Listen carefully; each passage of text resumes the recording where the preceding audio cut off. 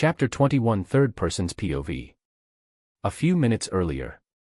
When Gwen separated from Peter, she started chasing after the armored trucks with quick speed. While chasing them, the hatch to the top of both the armored trucks opened. From it, two robbers appeared with turrets lined up and ready to shoot. Gwen's eye widened in shock from seeing them. The robbers started to rapid fire towards the cops and her direction. Some of the cop cars started flipping over due to their tires being shot and them crashing into each other. Some of the cop cars were about to blow up, but Gwen quickly ripped the door off its hinges and took them out of there, quickly saving their lives. Some were shot and injured, but it wasn't lethal, which made Gwen let out a sigh of relief. She went and grabbed a cop car that was wrecked and lifted it easily in front of her. She started running towards the truck, using it as a shield protecting her from the turret. Both cops and robbers just looked at her as if she was crazy when she first tried it, but their expression quickly grew in shock.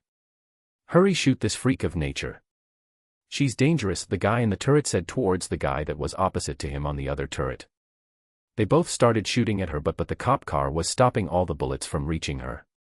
The car then started smoking due to the damages. Seeing that, it gave Gwen an idea. She kept the car in front of her, letting it continue to protect her from the bullets. After a few minutes, the car was letting out thick black smoke.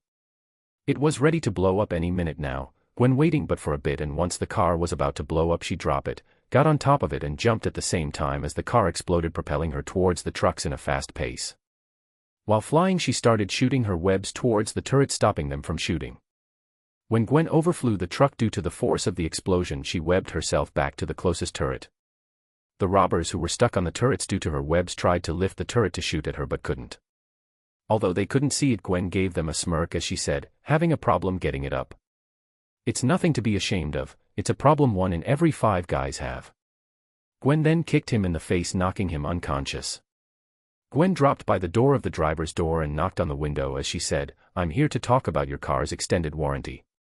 Due to being around Peter so much, Gwen has developed the habit of making quips in weird situations. As she made her quip, she punched the window of the driver's seat, completely shattering it. The driver quickly pulled out his pistol but was unable to shoot it as Gwen grabbed him by the arm and yanked him out of the driver's seat. She threw him towards a building, webbing him up. The guy in the passenger seat tried to shot her, but Gwen webbed him in the face, stopping all of his actions as he tried to rip away the webs. Gwen gracefully maneuvered herself inside the truck. When she took a seat on the driver's seat, she slammed on the brakes, causing the extra guy on the back to crash head first against her car seat. Aiming her hand behind her, Gwen webbed the head of the extra guy that slammed into her seat and shot another web towards the guy that was trying to get the webbing off his head, and swung and pulled both of them into each other, completely knocking them down. Gwen just got out of the truck when she finished and jumped back onto action. She climbed on top of the building and started jumping rooftop to rooftop, cutting corners and catching up to the truck that tried to get away. When she caught up, she jumped onto the roof of the truck. The other turret guy was still tied up with her webs, struggling to escape. Gwen just pointed at him as she said, 1 out of 5 guys, and punched him, knocking him unconscious. Gwen got on one knee and looked at the truck as she patted it like she was comforting it. "Sorry, it's nothing personal, and I'm sorry for giving you a blowhole." Gwen punched a hole through the roof, scaring the driver, causing him to swerve all over the place. The robbers then tried to shoot her through the hole she made, but it wasn't wide enough for them to aim at her. Gwen using that hole, Gwen shot her webs into the brakes, completely stopping the truck. As she did, she said, "Sorry boys, but it looks like we're going on a break. Due to the webs, the brake pedal was now stuck like it was being pressed, making the car unable to move. "Fuck this shit. This bitch is dead for messing with us," said the driver as he picked up a rifle and hopped out the car alongside the other 2 robbers that were in there. When they all came out, they aimed their rifles at her. They didn't hesitate as they started firing their bullets at her. Gwen tried dodging but was only successful for a few times, making some bullets graze her. "You guys are really gunning for me, huh? Well, I hate to break it to you boys, but this spider already has her mate," she said as she maneuvered between them. She jumped and wrapped her legs around one of their neck, which she proceeded to flip him towards another guy, taking both of them down. Gwen then shot a web towards the last one as she ran towards him. She jumped and pulled on the web, making his face meet her knee, knocking him out. When she finished, she webbed all 3 together. When everything was over, Gwen wiped her hands and waited for the cops to arrive. When she looked at them all together, she couldn't help but make one last quip. "Well, I guess this wraps everything up," she said with a satisfied expression. Chapter 22. Chapter 22. Third Person's POV. While Peter was looking at the two robbers he caught, he decided to call Gwen just be sure of what he was looking at. "Hello," Gwen said in a questioning tone. "Are you done gathering everyone up?" "Yeah, I'm done over here." "Why do you need help?" "No, I'm done as well. I just wanted to check if the guys you captured had tattoos on their necks of a red ogre." "Wait a minute, let me check." "They do, the three in front of me have them. Why, is it something important?" "We most likely have to deal with a gang, so be prepared. We'll meet up in a few minutes to look into this. I'ma finish things over at my side." "Got it." "Same here," finished Gwen. With that they ended the call. The police captain that was previously at the bank made his way towards Peter. "Spider-Man, although I should be reprimanding you for running off and doing exactly what I told you not to, you still saved the lives of my men out there. You have my thanks, there would have been many casualties without your help." "So did you get the guy I stuck to the building?" Peter said awkwardly. The officer scoffed. "Yeah, don't worry, we got it covered.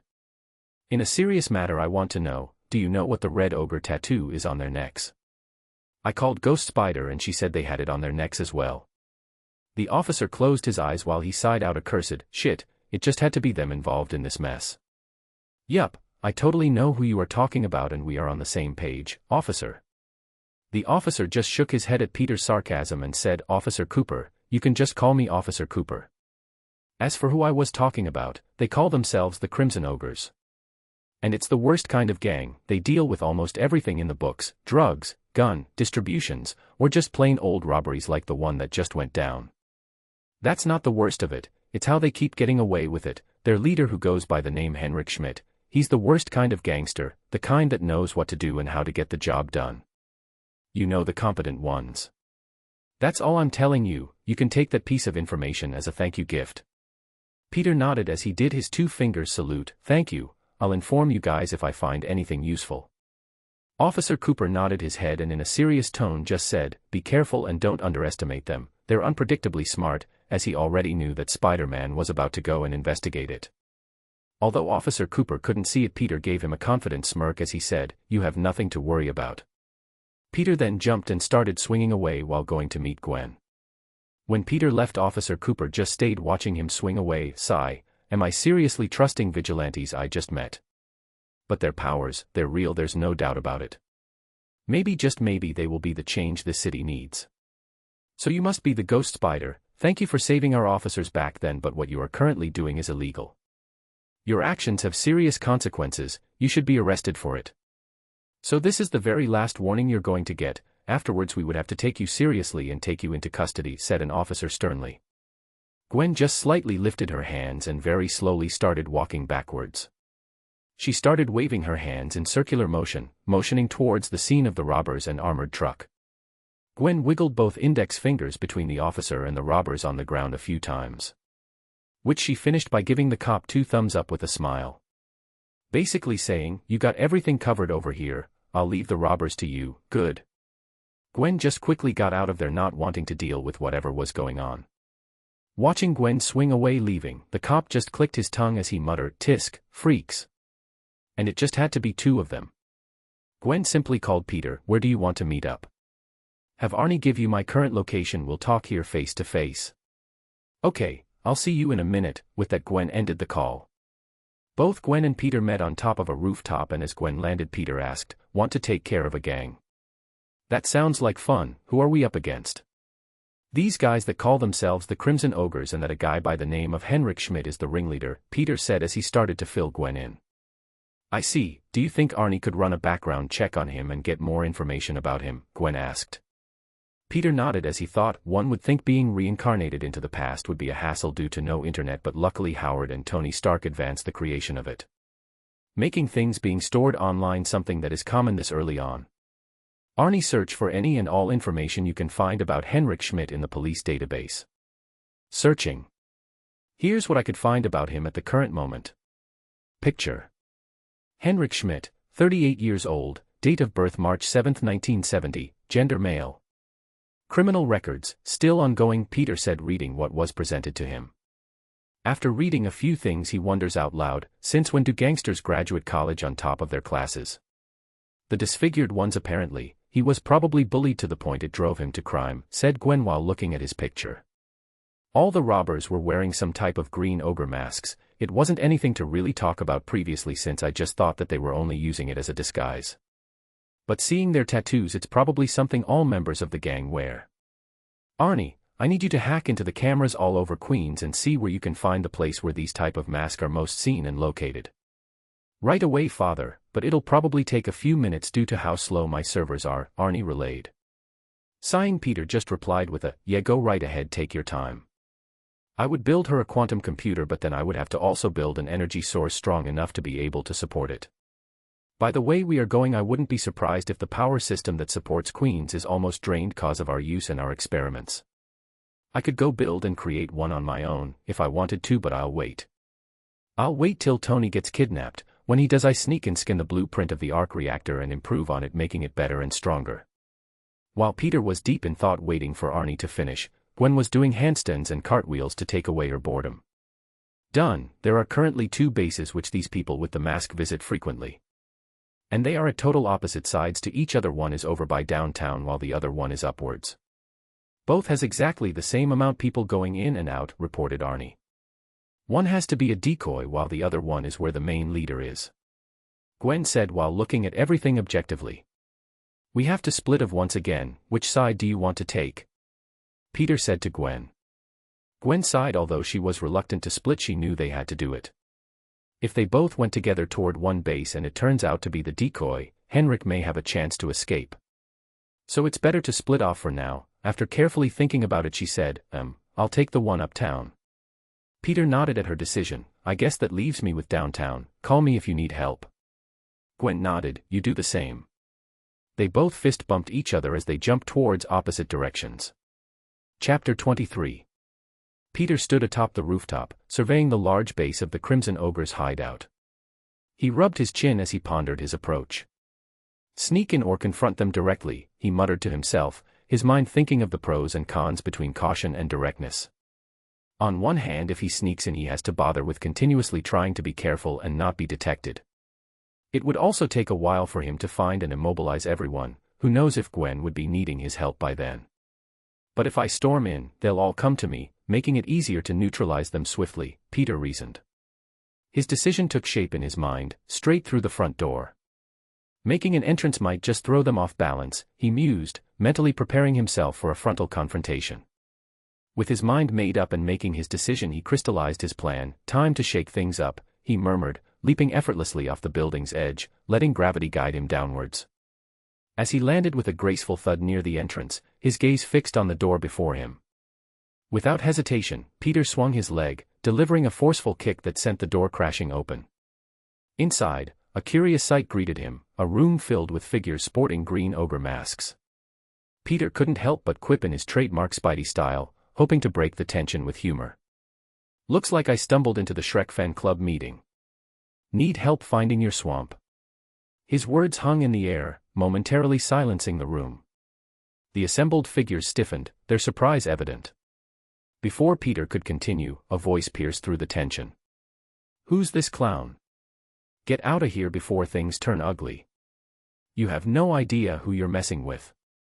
As if on cue, a gunshot echoed through the room, the bullet grazing the floor near Peter's feet. He raised an eyebrow, unshaken, attempting to defuse the situation with a light-hearted retort. Whoa, fellas. Just here to chat, maybe discuss the benefits of a wardrobe change.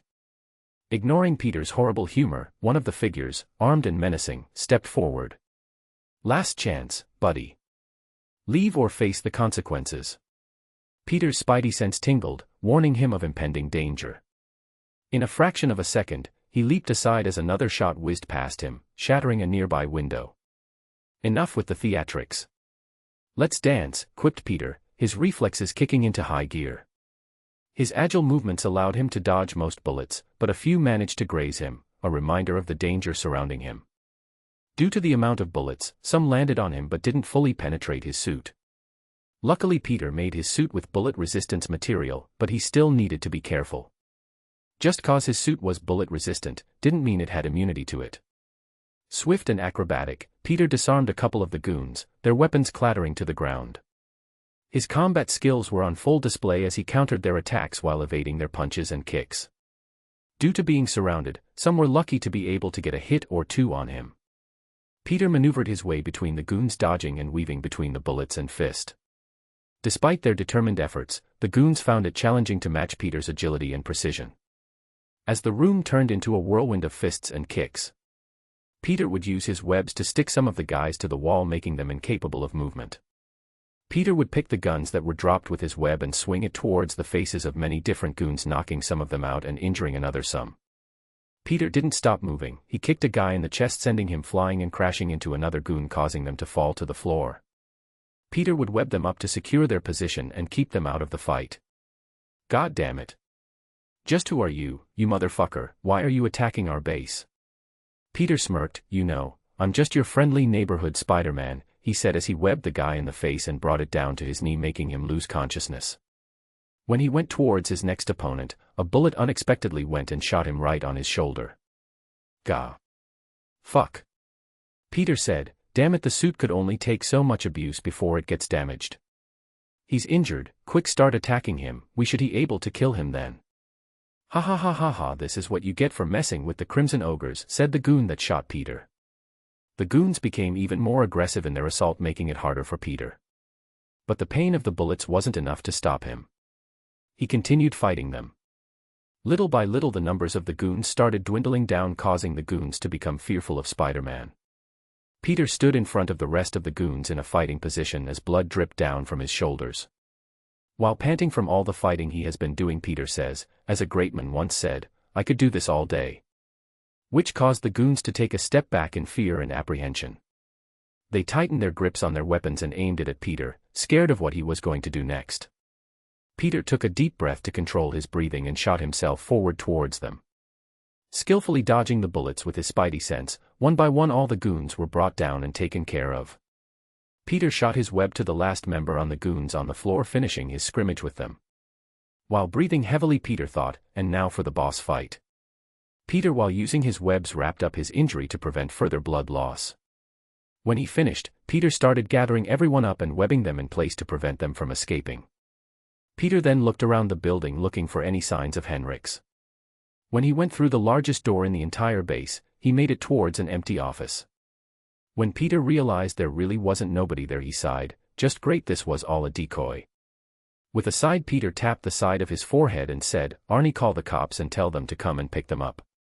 Yes, father, said Arnie.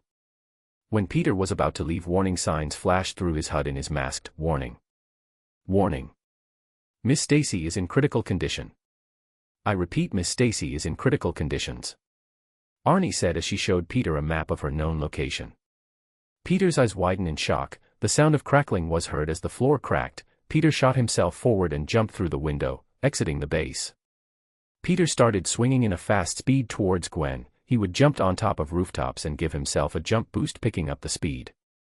Peter couldn't hear anything else except the thumping of his own heart as he did everything he could to pick up speed. What Peter didn't notice due to his high emotional stress was the streak of blue lightning he made along the way as he made his way towards Gwen, and at the speed at which he made his way towards Gwen's destination. Chapter 24. Gwen's POV. I quickly made my way through the city, swinging from buildings to buildings, following the way Arnie showed. Sigh, he need to think of a better name for her. I almost feel bad just calling her Arnie. I feel like I'm bullying her, I thought as I arrived at my destination. Peering over the ledge of the rooftop, I look over the entrance of the base of the so-called Crimson Ogres. Can't say I'm impressed. I thought with a name Crimson Ogres the place would appear to be grand or something terrifying. I better not waste time. I don't know when Peter might need my help. I dropped from the building where I was watching everything and landed while doing a superhero pose, as Peter likes to call it. I swear he's too obsessed with the whole superhero part of being a hero, I thought as I walked to the front of the building. I just kicked the door open, and as I walked inside the base I froze while looking around. Seriously? They're all wearing green. I know Peter said that having a brand is important, but is it so important that they would throw away their fashion sense out the window? In order to break the stunned silence, I do what my lovely boyfriend does best, throw quips around and break the tension. Green masks. Looks like St. Patrick's Day came early for this gang. But sorry, fellas, no luck of the Irish can save you from ghost spiders' webs. What? "Who the hell is this chick?" one of them asks. "Ghost Spider's the name, don't wear it out," I said. The guys just waved me off like I was nothing. "Just go away, little lady, this isn't a place for someone like you." I didn't say anything else, I just fired my web towards him and pulled him closer, which surprised everyone. When he got close, I grabbed him by the face and slammed him on the floor. I webbed him up just to be sure he wouldn't be getting up. Seeing what I did, they came out of their shock and aimed their guns in my direction. Without hesitation they started to fire. I shot a web towards the ceiling and pulled myself away from their line of fire.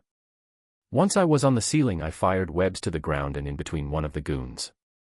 I pulled myself off from the ceiling and shot forward, where I proceeded to kick him in the middle of the stomach, knocking the air out of him and sending him flying back, crashing into the other members. Due to one of them crashing into each other, the gun which they were shooting started firing everywhere, making some of them crouch so they wouldn't get hit. The ones that crashed into each other fell to the ground, which gave me the perfect opportunity to fire a web at them, holding them in place. While I was dodging the bullets, I noticed one of the guys took out a knife and crouched down near the webbed-up goons. Oh no, they're trying to free the other members. If they get freed, then it would have all been for nothing and they rejoin the fight. I fired a web towards the guy, but it looked like they were expecting that to happen. As soon as my web landed on the guy, two goons went and took a hold of it and pulled me with all their strength towards their direction. Due to the unexpected pull, I didn't let go of the web. When I got close, one of the goons that pulled on the web punched me right on the face, causing me to let go of the web I was holding onto and drop to the floor. "Arg!" I cried out in pain as I held my face while on the floor. While I was on the floor still reeling from the pain, my spidey senses went off. I quickly jumped from where I was standing with a back flip.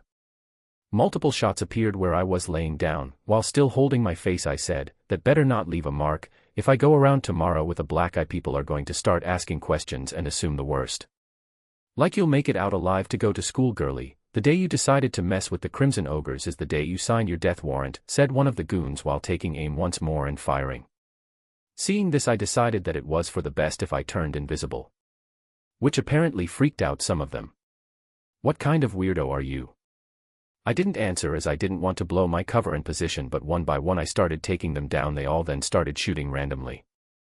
But while taking them down, I started getting tired. Before this, I stopped a car police chase, and before now I'm fighting for a long time while being invisible. It's taking a toll on my stamina.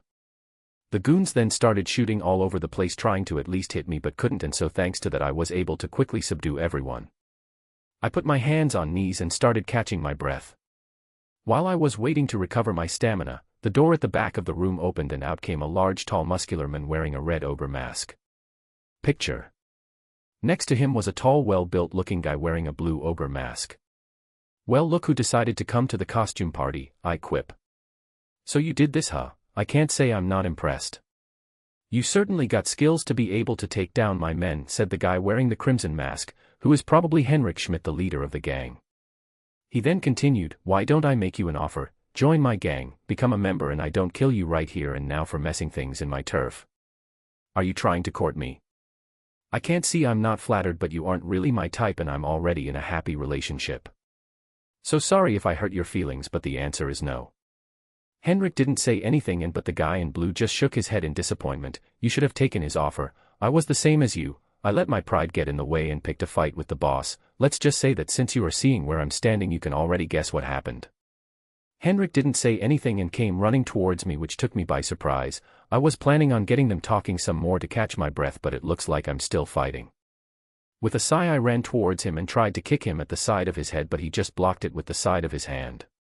"It feels like metal. Shit, he's wearing metal gauntlets," I thought. I tried to kick him in the stomach, but he blocked it with a palm. When I tried to take my foot away, it was too late. He took a hold of my leg and lifted me up and slammed me back in the ground, knocking the air out of me. Wheezing, I tried to get back up, but he was already in front of me. My spidey senses tried to warn me of the danger, but it was too late. I couldn't move in time. Henrik used the metal gauntlets and punched me in the face, disorienting me. All I could hear him say was, "You got good techniques and power, I'll give you that, but you don't have any experience being in a real fight." I tried to web his gauntlets to take them off, but he just rotated his hand, rolling up the webs, and pulled me closer, where he proceeded to headbutt me in the face, causing blood to drip down my face and into the mask. This isn't good, I thought. While still in pain, I kicked him in the chest, which pushed him back a bit. I then continued punching and kicking him, Some landed successfully but some he managed to block. I went to try and punch him in the face but he grabbed my fist. I then tried and punch him with my other fist but he took a hold of that one as well. Before I could kick him a gunshot was heard which was followed by pain assaulting my legs. Argh, I screamed as I was almost brought to my knees but that wasn't the only one. Multiple shoots were heard. The suit couldn't suffer more abuse which the bullets tore through and hit me in the legs, stomach and arms. I turned to look who it was and it was the guy wearing the blue mask. Before I could say anything else, Henrik smashed his head onto me, knocking me unconscious.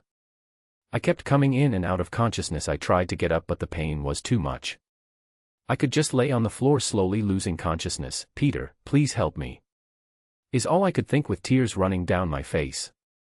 While I kept coming in and out of consciousness, I saw the guy with the blue mask point his gun at my head and said, "You should have taken his offer," and shot his gun. Bang.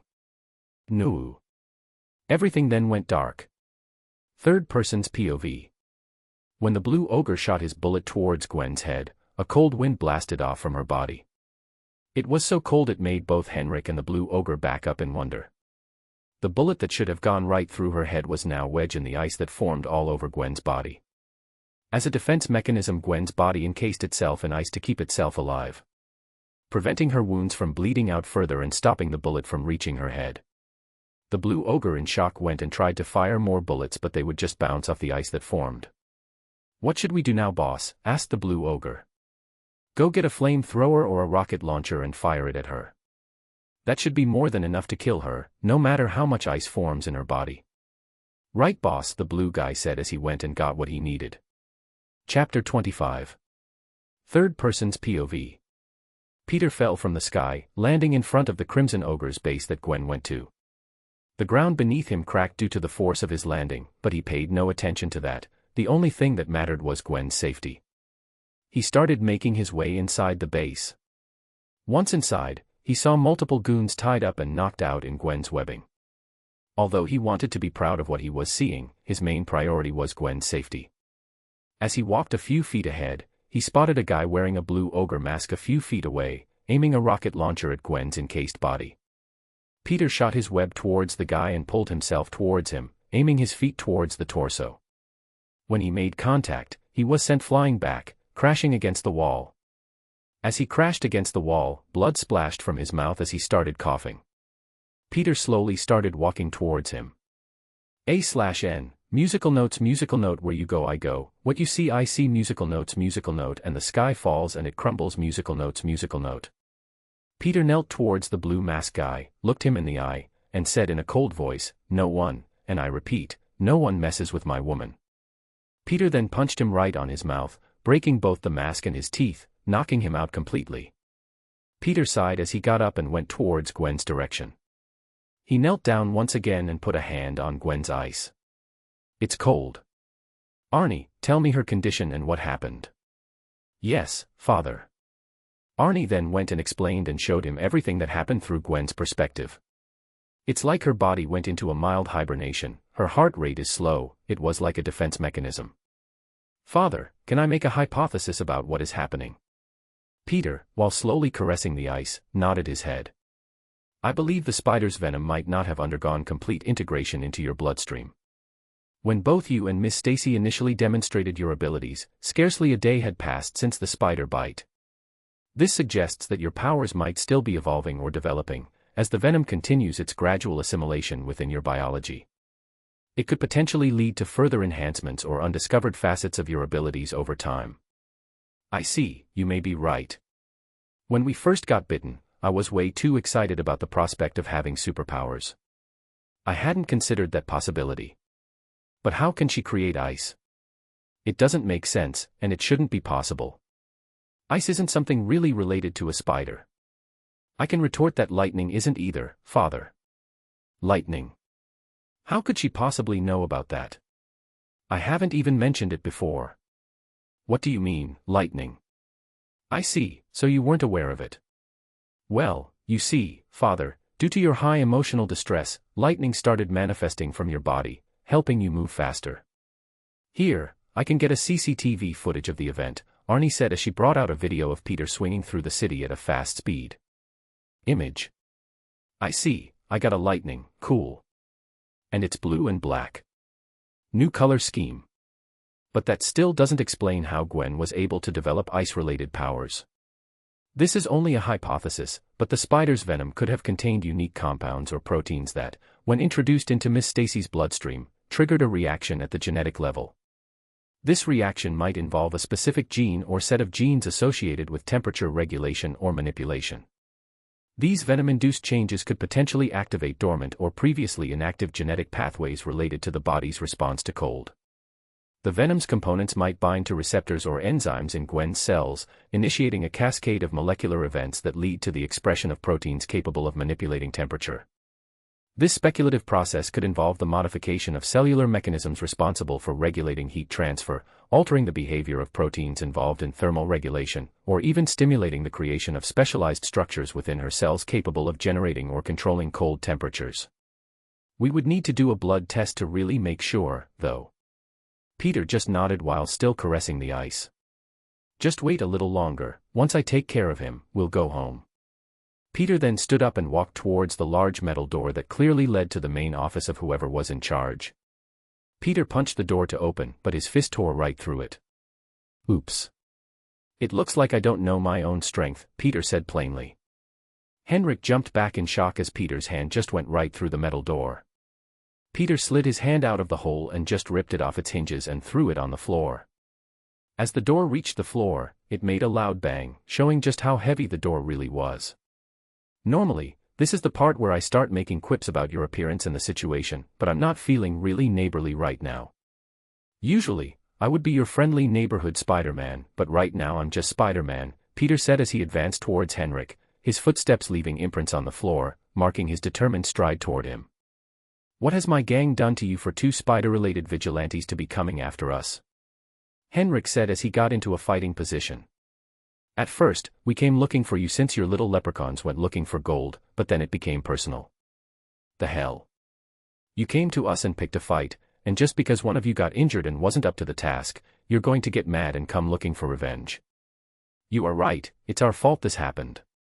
We were over our head and went picking a fight with someone we weren't ready to face due to our inexperience, and it almost got us killed. But our intentions were never to kill you. It was to stop you. I have no reasonable explanations for it, and I don't really need one. I don't care that it was our fault in the first place. The only reason I need is that you hurt the woman I love. What other reason does a man ever need? I guess I can respect that, Henrik said, followed by him running towards Peter with his fists in a defensive boxing position. But just because I respect it doesn't mean I'll allow you to do as you please and disrespect me and my turf. He started sending multiple jabs and punches towards Peter. Peter, using his spider senses, dodged them while redirecting Henrik's fist elsewhere. Peter sent a kick towards him, which Henrik blocked slightly. Lifting both arms when Peter sent the kick, although it hit the metal gauntlets, Henrik was sent flying back, breaking a table with his body as he crashed against the wall. He looked at his shaking hands at this point. What strength and power! I know I saw him break through the metal door with just his fist, but still. He then tried to get up, but Peter webbed up his hands with multiple webs. He tried to lift up his hands with his gauntlets, but the webs were too many and too strong for him to do anything. He was stuck on the ground. Peter shot two webs towards the wall and pulled himself forward towards Henrik, delivering a knee right to his face, breaking the ogre mask in his nose. Peter picked him up by his shirt and tossed him out of the room and out to where Gwen was. While getting up from the floor, he held his face. Shit, my mask. Damn it, not my mask. When Peter approached him, Henrik spiraled into a drunken rage, his emotions overtaking him. He ran towards Peter without any form of defense and started swinging madly at him. Peter sent webs towards his hands and pulled them down to the ground, but Henrik tried to do the same thing he did with Gwen. Luckily, Peter saw what happened and didn't let that happen. Peter pulled him towards him, and just as he was about to attack, Henrik's counterattacked. When Peter pulled Henrik towards him, Henrik cocked back his fist and sent it towards Peter. Peter's spidey senses tingled, warning him of the danger. Peter let go of the webs, but it was too late. By the force of which Peter pulled him, Henrik was already in front of him, not giving Peter any time to think of a countermeasure. Henrik's metal gauntlet punched Peter right across his face, leaving him slightly disoriented. Henrik adjusted himself when he landed and sent another punch towards Peter's stomach, knocking the air out of him and making him start coughing. Henrik then stomped his foot on Peter's to stop him from flying back and started wailing on Peter, throwing punches left and right until blood started coming out of Peter's mask. Peter extended his hand, stopping one metal gauntlet and then the other. Peter did what Gwen wanted to do before she got shot. He jumped and kicked Henrik right in the center of his chest, sending him flying backward. Peter kept up by web-shotting himself forward. When he arrived, he got on top of Henrik and started punching him across the face repeatedly. "We're about to upgrade your looks to handsome Squidward level, up in here," Peter quipped. The more Peter punched him, the madder he got when he thought about Gwen's condition. Peter, in all his anger, cocked his fist all the back, and due to his emotions, his fist started sparking blue and black lightning. While looking at the face of the unconscious Henrik, Peter swung down his fist at full strength and speed, but changed its direction at the last second, missing his head by a few inches. The entire area's floor cracked and broke, with lightning flashing between the cracks. Peter started breathing heavily due to his tiredness, injury, and almost killing him. Remember what Uncle Ben said, "Don't let the anger control me, not let it consume me." Deep breaths, Peter, calm yourself, Peter thought. Peter wrapped Henrik in thick webs along with his sidekick who had the blue mask. He went towards Gwen's encased body, wrapped her in webs, and put her on his back, webbing her up to look like a backpack. "This place is decently big. I'm 100% sure it has janitor closets and cleaning utensils. Now I just need to find them," Peter thought as he started looking around. When he found them, he tapped the side of his head. "Arnie, go through the footage and show me all the places where Gwen and I lost any blood. I don't want to find any clones of mine later down the line." "Yes, Father." "Scanning footage, here are all the moments where you lost blood and their location," said Arnie. With another sigh, Peter picked up the mop and got to work. When he finished, he looked at the tied-up goons, nodded his head, and turned invisible. "Arnie, contact Officer Cooper and Captain Stacy about whom we captured, and make it untraceable." "Of course, Father." Peter left with Gwen on his back, heading towards the base he had just come from. When he arrived, he saw a few cop cars making their way towards the base. "Shit," he thought as he picked up the speed. When he arrived, he quickly cleaned up all his blood with the cleaning utensils and quickly left as the police got out of their cars, sighing in relief. With one last look towards the base, he headed back towards their hideout. Chapter 26. Third Person's POV. Peter safely made it back to his hideout in one piece and without any problems. Once he was inside his base, he placed Gwen on the sofa before going to a table and clearing it of any materials that were lying around. He went and picked up Gwen's body, still encased in ice and wrapped in his webs, and placed her on top of the now cleared table. Subsequently, he carefully tore off the webs covering the casing, revealing only her cold, encased body. Upon seeing her body, Peter took a deep breath before forcefully hammering his fist against the ice, breaking it and causing it to shatter everywhere. After freeing Gwen from the ice, she remained motionless, lying there perfectly still. Peter gently took hold of her mask and carefully removed it from her head, revealing her face. Her face bore bruises, a cut lip, and gashes on her cheeks with dried blood. Her breathing was extremely slow, nearly imperceptible. Someone inattentive might mistake her for dead. Peter removed his mask, gazing at her with sadness, and tenderly kissed her cold forehead. Peter closed his eyes, recollecting the sensation of harnessing his lightning abilities. He extended his hand slightly in front of him, intermittently causing blue and black sparks to flicker between his hands. Bringing his hands together, Peter began rubbing them against each other, amplifying the lightning in his grasp slightly. It wasn't potent enough to cause harm, but sufficient to provide a jolt to someone. Despite the seriousness of the situation, Peter couldn't resist injecting a bit of humor. "Clear," he quipped as he placed his hands on her chest where her heart lay, sending a controlled jolt of electricity toward her heart, rousing it from its cold slumber. Gasping, she shot up from the table, breathing heavily as she caught her breath. "Peter," she shouted, her voice filled with panic. Quickly scanning the room, she locked eyes with Peter and burst into tears, rushing into his arms. "Wah, I thought I was going to die, wah." Peter leaned his head against hers, tears streaming from her eyes as she poured out all her emotions about the ordeal. Offering a weary smile, he said, "Maybe it was a bit ambitious to take on a gang on just our second day of superhero ing. Gwen chuckled through her tears at his remark and replied, *sniff hee hee hee, perhaps you're right.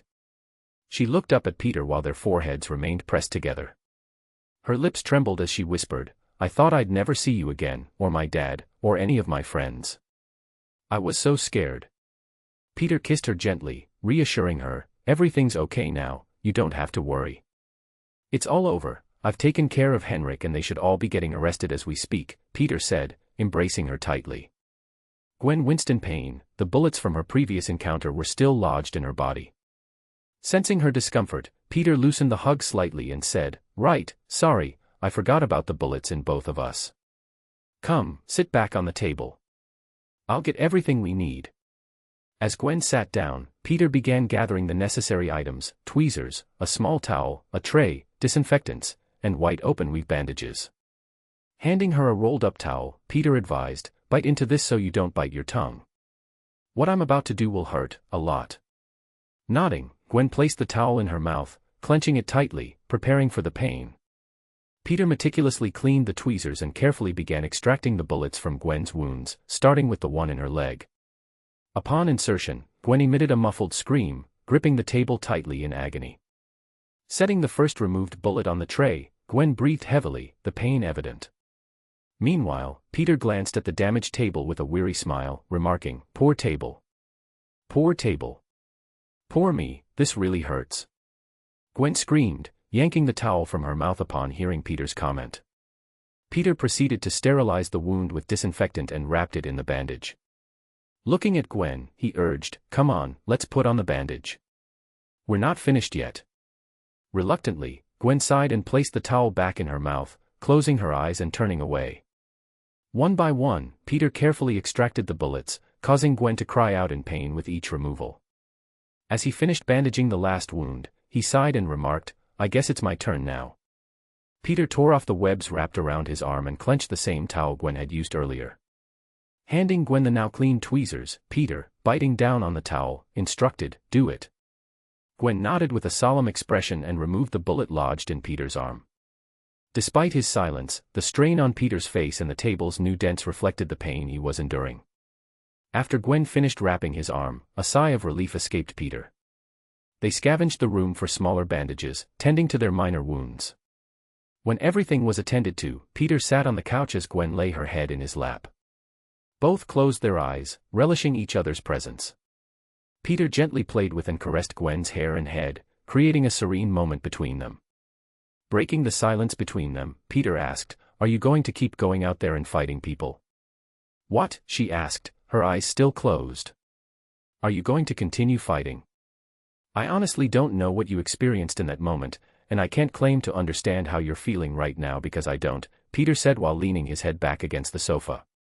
He continued with a sigh, coming close to death can be a pretty traumatizing experience, so it's understandable if you don't want to continue. Honestly, I don't want you to continue. I almost lost you, Gwen, but I will respect your wishes if you still want to pursue this, and I will support you all the way. Peter then kissed her forehead, noticing her deep contemplation on the matter. Gwen began reflecting on everything she had experienced in the past 2 days, even though the second day was still ongoing. Her thoughts wandered to almost facing death, confronting the gangster goons, assisting in the police chase, rescuing the hostages, receiving their gratitude, intervening in minor crimes, handling the colossal fire, aiding the children, and witnessing their admiration and gratitude, accompanied by their beaming smiles as they waved goodbye. Gwen sighed deeply as she resolved her thoughts. Opening her eyes with a determined expression, she asserted, I'm going to continue. I know you won't like it, but I want to. Yes, I almost died, Gwen acknowledged, raising her hands to her face. Honestly, it was a terrifying experience, but quitting now would feel like a true loss. I can't stop thinking about the kids from the fire. Their smiles, their chance at life, it's because of us. We made a significant difference in just 2 days. I find joy in this, in helping and saving people. It means something to me. If I give up now, how many more lives might be lost that I could have saved? I fear that quitting would mean willingly letting people die. Sigh, I'm sorry for being selfish and causing you worry. Peter smiled softly as he gazed into her eyes, his expression turning into a confident smirk. What are you apologizing for? Didn't I promise to support you? It just means we need to grow stronger and better, so you won't have to go through something like that again. And didn't we vow to have each other's back when we embarked on this? This is just me keeping my promise to you, he added. Gwen responded with a loving smile and gently took hold of the back of his neck, drawing him closer to her. They then started kissing each, which quickly turned into them making out and exploring each other's mouth. Chapter 27. Third person's POV. Gwen lay on Peter's lap, raising her hands to her face. So, ice powers, huh? Interesting, she mused. Peter responded with a smirk, pretty cool, right, hee hee hee. Hee hee hee, how does it even work? Gwen chuckled while still examining her hands. This is Arnie's hypothesis on the matter. Peter explained, recounting everything his AI had previously mentioned about the spider's venom and its connection to her ice powers. I see. Do you think we might unlock more powers along the way, or are they already there waiting to be discovered, with us having access to them? Gwen pondered. Peter contemplated for a moment. I really don't know. Perhaps they're being assimilated into our DNA as we speak, since the venom isn't fully integrated into us. I just hope none of us have to come close to dying again to discover them, Gwen said awkwardly. Let's just hope it doesn't come to that, Peter replied. Gwen attempted to use her ice powers, her hands began to chill, gradually accumulating tiny amounts of ice. Shaking her hand to rid it of the ice, Gwen said, we need to test some of these things, especially our blood, you know what, let's do it now. She got up from Peter's lap and headed towards her section of the secret base, where she studied and conducted experiments on biology. Searching for a syringe, she found one and handed it to Peter. Here, draw some of my blood. Raising a brow, Peter remarked, you're awfully excited about this. Gwen beamed. Of course, I would be. This is biology we're talking about. You know how excited I get when we delve into it. Peter shook his head at her enthusiasm and stood up to accept the syringe she offered. Why don't we get out of our suits in the first place? Peter remarked while examining the syringe. Realizing they were still in their superhero outfits, Gwen felt embarrassed by her oversight. She nodded in agreement, and both she and Peter quickly changed out of their superhero attire into their regular clothes. Once they were done, Gwen rolled up her sleeves and presented the area between the forearm and the bicep to Peter. She gave it a few taps and said, do it. Peter nodded and started extracting blood from her vein. When he finished, the tiny hole he made quickly healed on its own. Gwen went and grabbed another syringe and said, your turn now. Gwen grabbed his arm and rolled up his sleeve and extracted blood from it. When she finished, she was about to prepare everything else before Peter stopped her. Gwen, due to your excitement, we seem to have forgotten something, he said. Gwen looked at Peter in confusion, holding two syringes. What? We could have used the blood from the extracted bullets, we didn't really need to use a syringe, Peter explained. We could have used the blood from the bullets we extracted, we didn't really need to use a syringe. Gwen, while holding the two syringes, sighed before shrugging her shoulders, it's better this way. Gwen then carefully prepared a slide, placing a sample of her blood under the microscope. With a flick of a switch, the high-powered device illuminated the intricate world of her blood cells. Peering through the eyepiece, she observed with fascination the subtle alterations within her blood. Peter, come take a look at this, Gwen called out, her excitement growing. See these structures?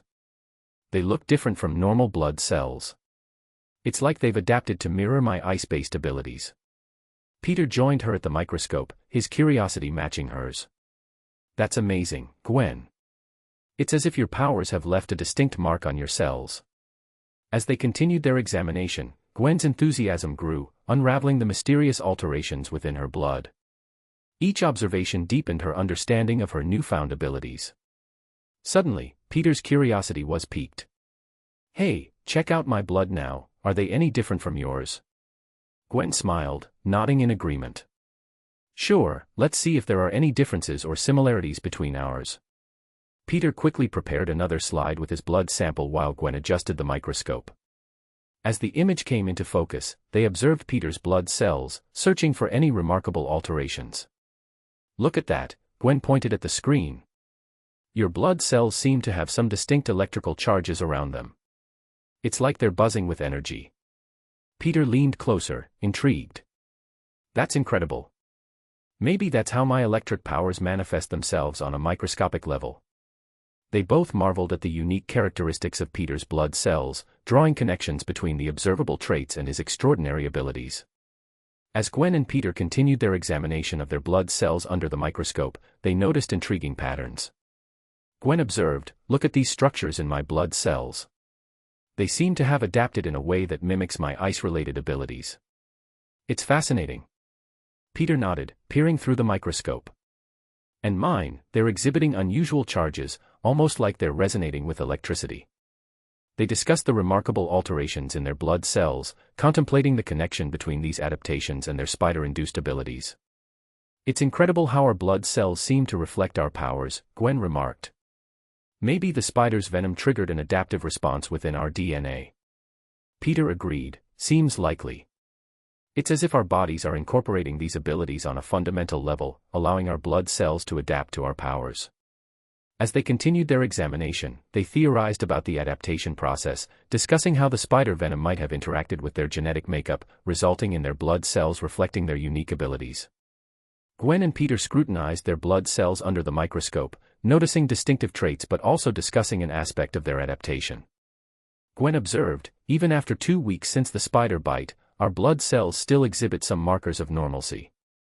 They haven't entirely adapted to the spider venom." Peter nodded in agreement, "You're right. It seems the venom's effects take time to fully integrate into our systems.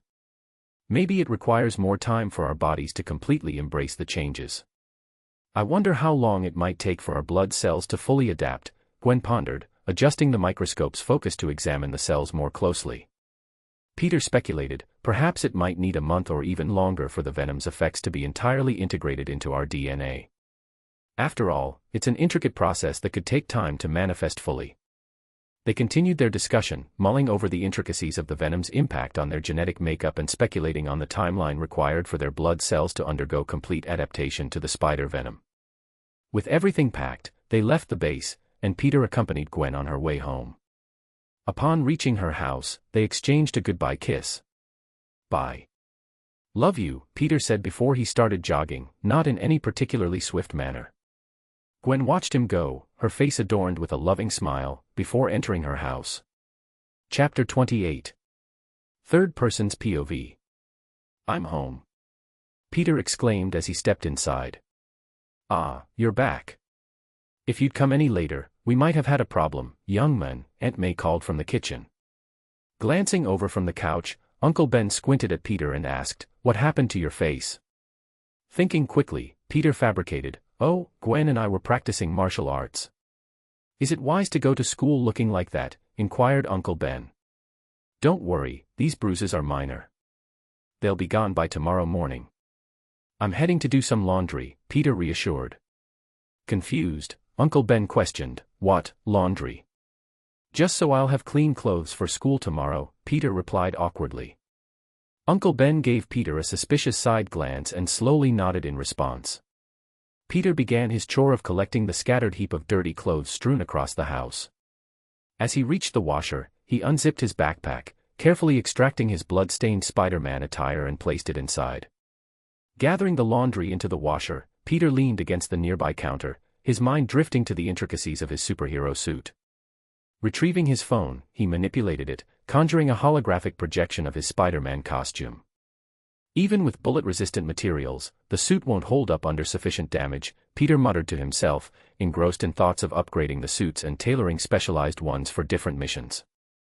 Lost in the holographic interface, Peter brainstormed various modifications, contemplating enhancements to withstand diverse threats. Meanwhile, the cycle ended, prompting Peter to transfer the freshly cleaned clothes to the dryer. Interrupted by Aunt May's call for dinner, Peter swiftly responded, "I'll be right there." Joining his aunt and uncle at the dinner table, conversations about mundane matters and daily routines ensued. They exchanged tales of their day, sharing anecdotes and catching up on familial affairs, temporarily setting aside the extraordinary lives they led beyond the confines of their home. After helping Aunt May with the dishes, Peter went back to the dryer. He first put his hero suit back in his bag and then started folding the remaining clothes. Once done, he delivered the folded clothes to their respective rooms. "Going down to the lab?" Peter shouted when he finished.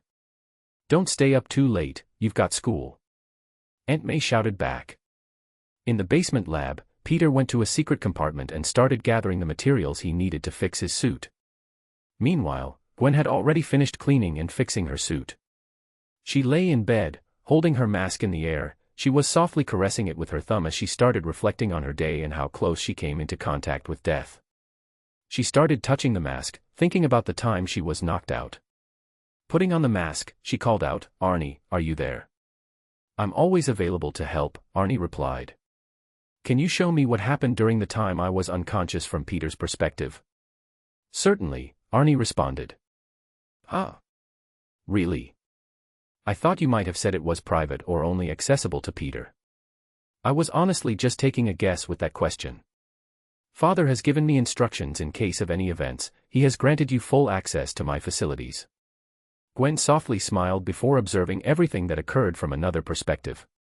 To say she was surprised would be an understatement. Witnessing Peter so concerned about her touched her heart deeply.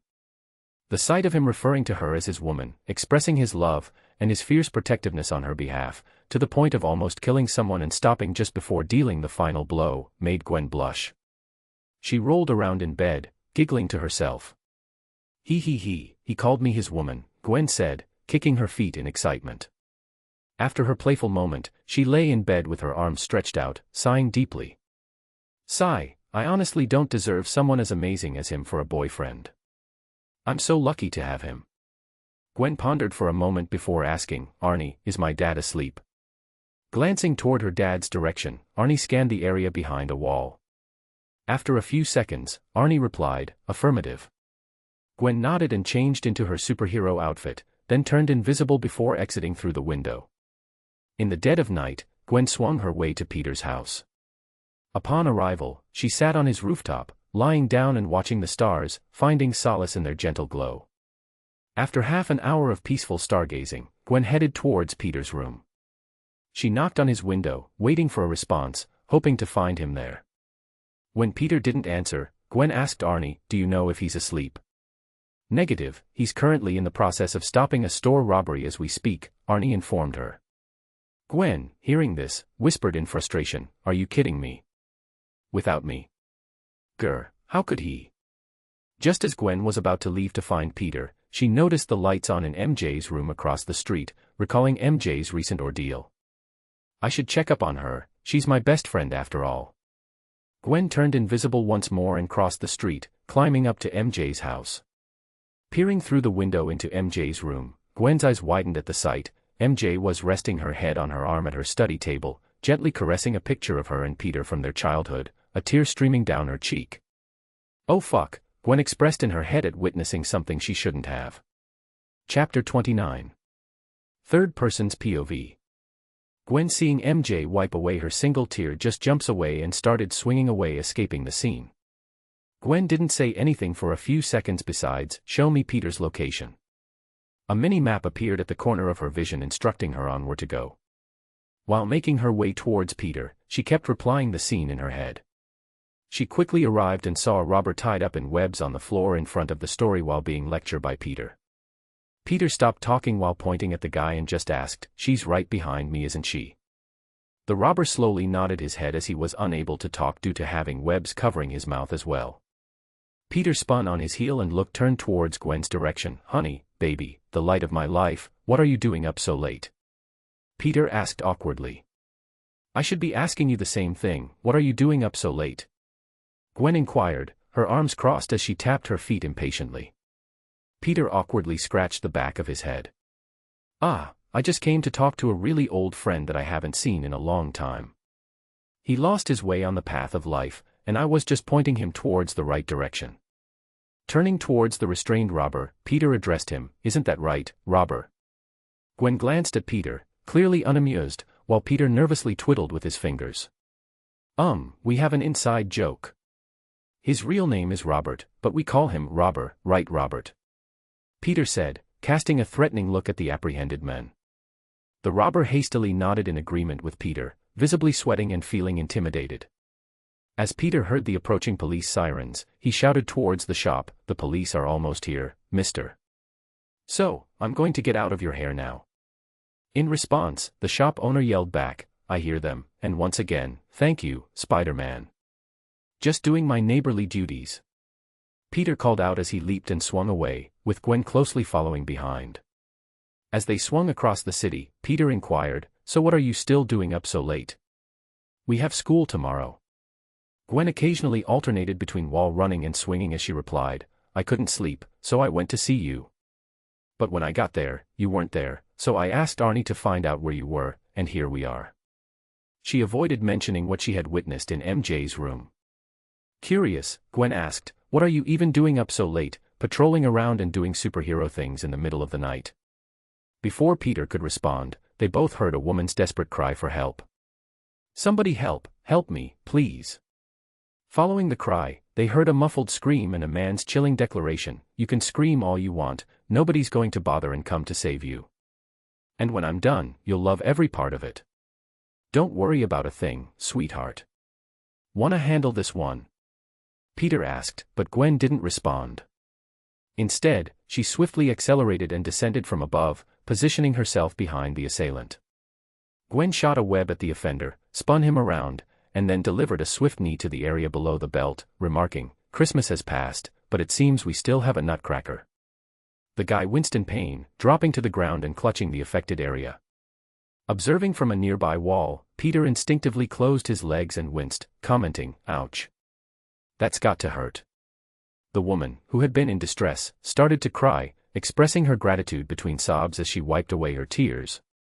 Gwen securely webbed the man, making a bow out of the webs to make it look like a present, making sure he couldn't escape, and advised, "It's better if you wait here for the cops to arrive. You can provide your statement and receive proper justice." The woman, still emotional, asked, "Who are you?" Gwen smirked and replied, "I'm the ghost spider," while slowly turning invisible, leaving the woman stunned. Peter and Gwen swiftly departed from the scene. Once they resumed swinging through the city, Gwen queried, "So, are you going to answer my earlier question?" "Oh, that. I couldn't sleep, thinking about our conversation earlier regarding protecting the city at night and the choices we face. It made me ponder what it truly means to be a superhero. What it signifies to wear the mask, to opt for fighting and safeguarding the people of this city. The answer I arrived at for such a question is encapsulated in a single word: sacrifices. To be a superhero means making sacrifices. And the sacrifice I'm making right now is foregoing my peaceful night's sleep and comfort so that everyone else in this city can have theirs. Perhaps, for the moment, it might not hold much weight, as I'm just an unknown to the world in this city. But when my name and deeds become known far and wide, my sacrifice will hold meaning. They will find solace in knowing that Spider-Man stands guard, ensuring their safety while they rest." "Peter." Gwen murmured softly, watching Peter swing away, a newfound respect in her eyes. That respect quickly turned into fury. "And why didn't you tell me? Why do you have to make that sacrifice on your own? You said we were in this together, that we have each other's back. Was that a lie?" Gwen's voice rang out in frustration. Peter sighed, anticipating this confrontation sooner or later. "Firstly," he began, "I didn't call you because I thought you were asleep, and I didn't want to disturb you. Secondly," Peter continued, "just because I make a sacrifice doesn't mean I expect you to do the same. Your definition of being a hero could be and will be completely different from mine. There might be similarities, but it won't be identical. When the time comes, I know you'll have to make your own sacrifice.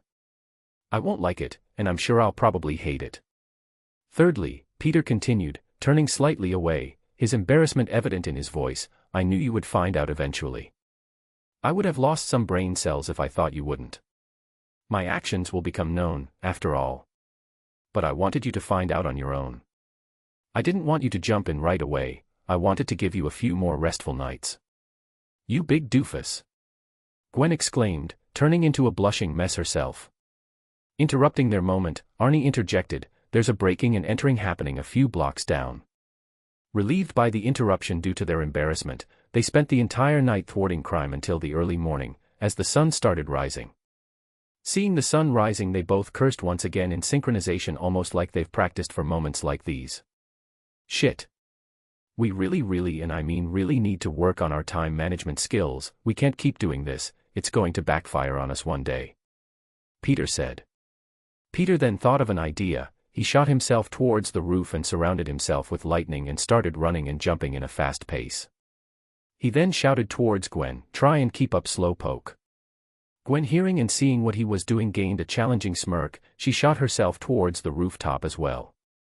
When she got there, she turned the middle of her footwear into ice skates and started skating around the rooftops and swinging with the momentum she got trying to catch up with Peter. But Peter was just too fast and had a head start. When he arrived on top of Gwen's rooftop, he lifted his mask to his nose and waited for a bit. Gwen soon arrived and twisted her legs to the side, breaking and stopping herself. She lifted her mask to her nose once she saw Peter had it like that as well. Peter pulled her in for a kiss and said with a confident smirk, "I'll see you in a few minutes." He then pulled down his mask and turned invisible and swung away. While Gwen just smirked as she shook her head before lowering her mask, swinging away the opposite direction and turning invisible as well, just in case her neighbors were watching them. They both then snuck back inside their respective home and started getting ready for school. Chapter 30. Third person's POV. After Peter finished getting ready, he did what he always did every morning. He waited outside on his bike for MJ. When she appeared, she sat right where she always sat. Sighing, Peter said, "I see you covered it up with makeup." MJ simply nodded while Peter asked, "Did you bring it with you? What if you start sweating and it washes away?" MJ playfully smacked his back. "You can't say that to a lady, and don't worry, I've got it." MJ then wrapped her arms around Peter's waist, and just like that, Peter took her to school. When they arrived, they quickly joined their friends. "Yo, Harry," Peter said, greeting him with a dab and a fist bump. "Hey, Peter," Harry replied. Meanwhile, Gwen and MJ started talking to each other, although Gwen seemed a little awkward at first. As they walked to their lockers, Harry mentioned, "Hey, did you hear? We're having a guest lecturer today. They're talking about biology, so Gwen should really love this." "Really? Do you know who it is?" Gwen asked curiously. "I think he works for my dad," Harry said, trying to recall the name. "Oh, that can't be good," thought Peter upon hearing that. "I can't remember his name. All I know is that it starts with the letter C, and he's into studying lizards," Harry said, giving up on trying to remember the name. "Ah, you must be talking about Dr. Kurt Connors," said Gwen. MJ tilted her head and asked, "You know him?" "Yeah, I remember reading his research papers on the ability to regenerate lost limbs based on lizard genetics," said Gwen. Harry snapped his fingers. "That's right. It's him, I remember now. I think I remember hearing about him when we went on that Oscorp field trip. It was right after the two of you disappeared and went who knows where," said MJ, pointing at both Gwen and Peter. They exchanged glances, then turned back to their friends, offering awkward smiles. "Why didn't you know about him if he works for your dad?" Gwen asked, changing the subject. Harry responded with an awkward smile, "Let's just say my dad and I haven't seen eye to eye recently and don't really talk much." "Are you okay?" Peter asked, sounding concerned. Harry shook his head. "Don't worry about it, you know how it is. Same old, same. I'm fine. Anyway, we should get going, class is about to start any minute now." Harry closed his locker and waited. The others sighed with a hint of worry, closing their lockers as well. They headed to class, the bell ringing to signify the start of the lesson. As they entered the classroom, they took their seats as assigned, with Peter settling in the spot near a window that seemed to be designated for the protagonist, and Harry seated right behind him. As they sat down, Harry tapped Peter's shoulder, causing him to lean back in his chair and rest against Harry's desk. "What?" Peter asked. "I forgot to tell you something. You wouldn't believe who's going on a date this Friday, and you'll never guess with whom," Harry said with a smirk. Peter looked at Harry in shock. "No way, with whom?" Harry maintained his smirk as he replied, "Liz Allen." Peter playfully smacked him on the shoulder. "Seriously? That's amazing. Where are you planning on taking her?" "I'm thinking of going to the movies and then having a nice lunch," Harry explained. Before Harry could continue, the homeroom teacher gathered everyone's attention. "All right, everyone, listen up. I have an announcement to make. We have a new transfer student joining us today." As the teacher spoke, the door to the classroom swung open, revealing a girl with long silver hair. She walked in and stood next to the teacher, dressed in a black leather jacket and black jeans, her bag casually slung over her shoulders. She intermittently chewed gum, blowing and popping bubbles. "Pick here." "Why don't you introduce yourself?" the teacher prompted. "Felicia Hardy," the girl said briefly, blowing a bubble and popping it. Then, she turned towards the teacher and asked, "So, where do I sit?" "There's an empty seat next to Parker," the teacher said. Parker raised his hand, and Peter, with a casual gesture of 2 fingers, calmly responded, "Right here." However, his inner thoughts were far from calm. His mind raced with thoughts, it's black cat, the black cat WOOOOAAAHHHHBAAAABBBBYYYYY. Relax Peter, just relax, remember you have a beautiful blonde-haired smart girlfriend. That is all you need. Externally, Peter maintained a bored expression.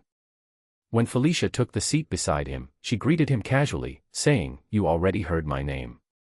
Peter simply nodded and replied, "Peter Parker."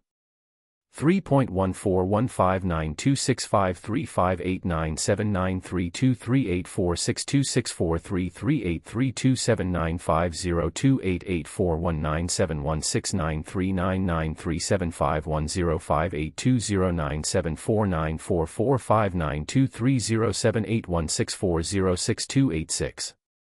2089986280348253421170679982148038647093844609505082231725359408112. 67523846748167694051200056812745263560827 "Okay, everyone, take out your book and turn to where we left off yesterday," the teacher said. Felicia raised her hand, stating, "I don't have a book." "Share with Parker," the teacher instructed. Peter rummaged in his bag, retrieving the book and handing it to Felicia. "Here, I don't really need it," he offered. Confused, Felicia looked at him and asked, "Are you sure?" "Believe me when I say Peter really doesn't need the book," Harry intervened. Turning towards Harry, Felicia inquired while reaching for the book, "Why? Does he not do any of the work or something?" Harry lightly tapped the top of Peter's head with his own book and remarked, "This smartass already has it memorized." "Harry Osborn," Harry introduced himself, nodding toward Felicia. Felicia reciprocated the nod, saying, "You already heard my name," to which Harry nodded in acknowledgement. Turning towards Peter, Felicia inquired, "So, what's the page?" "Oh, right, it's page 57. You'll have to follow along for now and catch up on the pages before that when you have time," Peter explained. "Thanks," Felicia replied as she opened her book and began following the teacher's reading. Peter removed his glasses, leaning back, resting his head on Harry's desk. Amused by Peter's antics, Harry smirked, lifting his book and placing it on Peter's forehead as he continued following along with the teacher. "So, have you decided where you're taking her for lunch?" Peter asked Harry. "I don't know. I still haven't decided," Harry responded. "How about taking her to a pizza place?" "You can never go wrong with pizza," Peter suggested. Harry pondered. "I don't know, it doesn't seem like a good place for a first date." "You're probably right. All right, listen well, you newbie. You're about to receive lessons from the great love master," Peter teased. Harry chuckled mockingly, "Oh, great one with infinite wisdom of love, please teach me your ways and impart some of that wisdom onto me." "Okay, here it is. For a first date, as you're going to the movies, on the way there, start getting to know her better. Start talking, asking her questions, slip in a question about her favorite food. Are you following?" Peter explained. Still mockingly, Harry said, "Yes, old great one, I'm even taking notes." "Good," Peter said before continuing, "once she mentions her favorite food, keep the conversation flowing.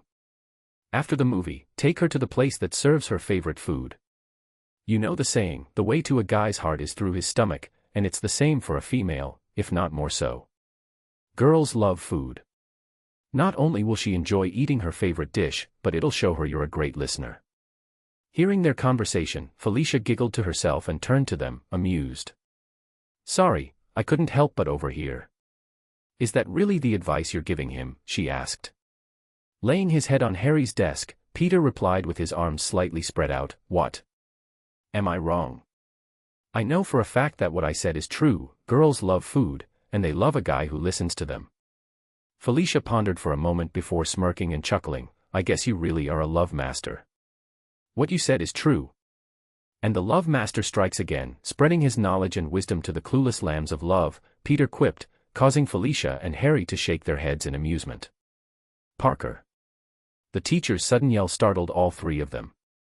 Yes, sir, Peter responded, saluting the air with Harry's book still on his forehead. Since you love talking so much, why don't you continue from where I just stopped? The teacher demanded. Felicia was about to pass the book to Peter, but he began reciting the text word for word without missing a beat, surprising her. She looked at him in shock, realizing, wait, did he really memorize the entire book? It wasn't just to impress me or get with the new girl. Oh, how embarrassing. The teacher clicked his tongue, annoyed. I'll get you one of these days, Parker, just you wait, he muttered. Peter waved at the teacher, replying, I'll be waiting. Just be quiet and stop being disruptive, the teacher ordered. Aye, sir, Peter replied. The teacher resumed teaching, and that's how time quickly passed and first period came to an end. Chapter 31. Third Person's POV. As the first period ended, Gwen and MJ approached their seats to accompany Peter to their next class. Peter adjusted his glasses and introduced the new arrival. Ladies, meet our silver-haired new friend, and silver-haired new friend, meet the ladies. They exchanged names and nods during the introductions. Gwen swiftly took Peter's hand, urging him, come on, let's go, we have biology next, and I don't want to miss the guest lecturer. While Peter and Gwen exited the classroom, the remaining trio followed closely. So, are those two a thing or something? Felicia inquired. Both MJ and Harry nodded in agreement. Yup, they chimed in simultaneously. Observing their synchronized response, Felicia pointed at them, asking, what about you two? Is she the one you're going on a date with? Nah, she's not the one, Harry responded, prompting Felicia to exhale with relief. Thank goodness. I wasn't planning on becoming a third wheel between all of you, Felicia remarked. MJ glanced at Harry in surprise. You're going on a date with someone. Who's the lucky girl? MJ asked, smiling. Harry flashed an embarrassed smile. Liz Allen, he replied simply. They hurried to their next class, and as they approached, MJ suggested, why don't you stick close to us? Who knows, it could be fun, and I want to get to know the new girl. Felicia shrugged. Sure, why not? It's not like I know anyone else currently. As they entered the classroom, they spotted a scientist standing in front of the class, leaning on his desk and waiting for everyone to gather. With blonde hair parted in the middle, glasses, and his most striking feature, a missing arm. Peter and the rest settled close to each other as the scientist addressed the class. All right, everyone, settle down. As you can see on the board, my name is Dr. Kurt Connors. I'm a guest lecturer here to discuss a particular aspect of biology, regeneration, he said, gesturing with his limbless arm. Dr. Kurt Connors cleared his throat and began, today, we're delving into the fascinating realm of regeneration in biology. As many of you may know, the ability to regrow lost or damaged tissues, a trait exhibited by certain organisms, holds tremendous promise for medical advancements. He paced back and forth, his demeanor reflecting both passion and expertise. My own research in this field aims to decipher the mechanisms behind tissue regeneration in various animals, particularly focusing on the regenerative abilities of lizards. With a projector displaying images of lizard anatomy and regrowth cycles, Dr. Connors continued, lizards possess an extraordinary ability to regenerate complex structures, including limbs, tails, and even parts of their vital organs. Understanding the molecular and cellular processes that govern this regeneration may pave the way for groundbreaking applications in human medicine. He elaborated on his experiments and discoveries, captivating the class with insights into cellular regeneration and tissue growth. The ultimate goal of my research is to harness these regenerative capabilities to aid human healing. Imagine a world where lost limbs could be regrown, where damaged tissues could be repaired naturally. Throughout his lecture, the students listened intently, intrigued by the potential implications of such research. Dr. Connors concluded, While much work lies ahead, the study of regeneration offers hope for overcoming disabilities and revolutionizing medical treatments. I will now be answering any questions any of you may have. As he finished, the classroom buzzed with discussion and questions, the students eager to learn more about the exciting field of regenerative biology. Peter raised his hand, to which Dr. Connors called, "Yes, you the brown-haired boy with the glasses. Name's Peter Parker. I'm curious about your focus solely on lizards. There are other animals with remarkable regenerative abilities. Take the axolotl, for instance. Apart from regrowing their tails and limbs, they exhibit an exceptional ability to regenerate spinal cords alongside their brains." He continued, "This species' regenerative prowess encompasses neural regeneration, a feat that's particularly extraordinary in the realm of regenerative biology. Understanding their capacity to regrow complex neural tissues could offer unique insights into addressing severe spinal cord injuries and neurological conditions in humans." Peter adjusted his glasses and awaited the scientist's response, aiming to delve deeper into the scientific rationale behind Dr. Connors' specific focus on lizard regenerative capabilities. "Ah, Mr. Parker, an astute observation," Dr. Connors replied, nodding thoughtfully. "Indeed, the axolotl's regenerative abilities, especially in the realm of neural regeneration, are truly remarkable and hold immense potential for medical applications." He continued, "While lizards have been the primary focus of my research due to their accessibility and relatively well-understood regenerative processes, the axolotl's capacity for neural regeneration is an area of great interest. Their ability to regenerate complex neural tissues, including parts of the spinal cord and brain, presents a tantalizing opportunity for exploring novel therapeutic approaches." Dr. Connors gestured to the images displayed on the screen, showcasing the intricate biological mechanisms of lizard regeneration. "The axolotl's extraordinary neural regeneration undoubtedly offers a promising avenue for further investigation. However, each species exhibits unique regenerative mechanisms, and our current understanding of lizard regeneration provides a solid foundation for comparative studies with other organisms." He concluded, "Incorporating insights from diverse regenerative models, including the axolotl, may indeed broaden our understanding and potentially lead to innovative advancements in regenerative medicine for the benefit of human health." So it's about compatibility and how easy they are to access compared to all other creatures. "Any more questions?" Dr. Connors asked. The other students in class started asking many questions while Peter was still deep in thought, thinking about different ideas and what to do about the lizard. While Dr. Connors was answering some questions, he kept thinking back to Peter's questions. Could this be the solution to my enduring dilemma regarding how to mitigate the aggressive behavior observed in lizards? There's potential for the transformation process to inadvertently damage the neural structure. Yet, introducing axolotl cells might facilitate repair and regeneration, potentially rectifying the altered behavior. When I inject the rats with the serum, they consistently transform and become aggressive.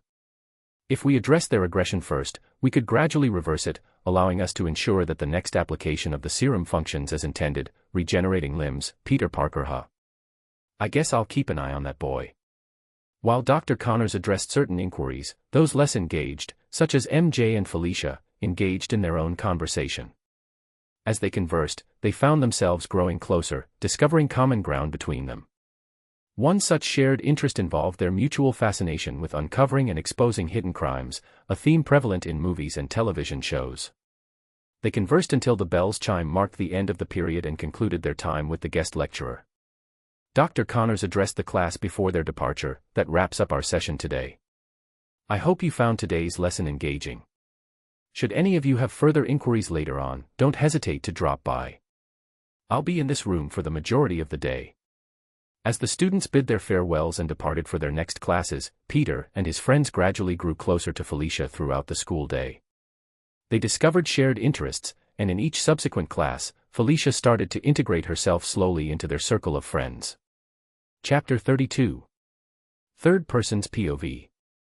It was lunchtime, and Felicia found herself seated with Peter and his friends, engaging in casual conversation. As they chatted, Flash, accompanied by his group of friends donning sport jackets, made his grand entrance. Flash, flashing a charming smile, directed his attention to Felicia. "Hey, beautiful. Why stick with these losers? Come join us. It's not good for you to be hanging around with them," he suggested. Peter, overhearing Flash's words, couldn't hold back his reaction. He mockingly made gagging sounds, quickly covering his mouth. "Oh God, please, stop. I almost threw up in my mouth, he remarked, extending his hand in a gesture signaling Flash to halt. Don't ever do that ever again. That was disgusting.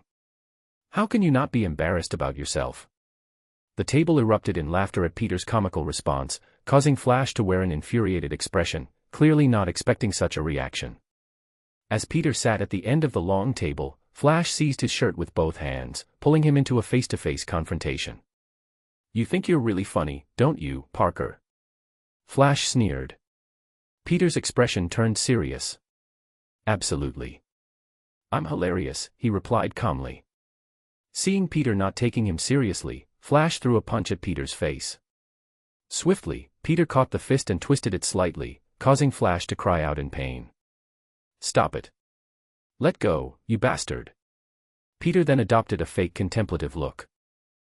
Should I let go or not, he teased, twisting Flash's hand further until he was nearly on the ground, pleading for release. Observing this, Peter shook his head and firmly stated, just leave us alone, you dickhead. As Peter released Flash's fist, causing Flash to drop to the ground while holding his wrist in pain. I'll get you back for this, Parker.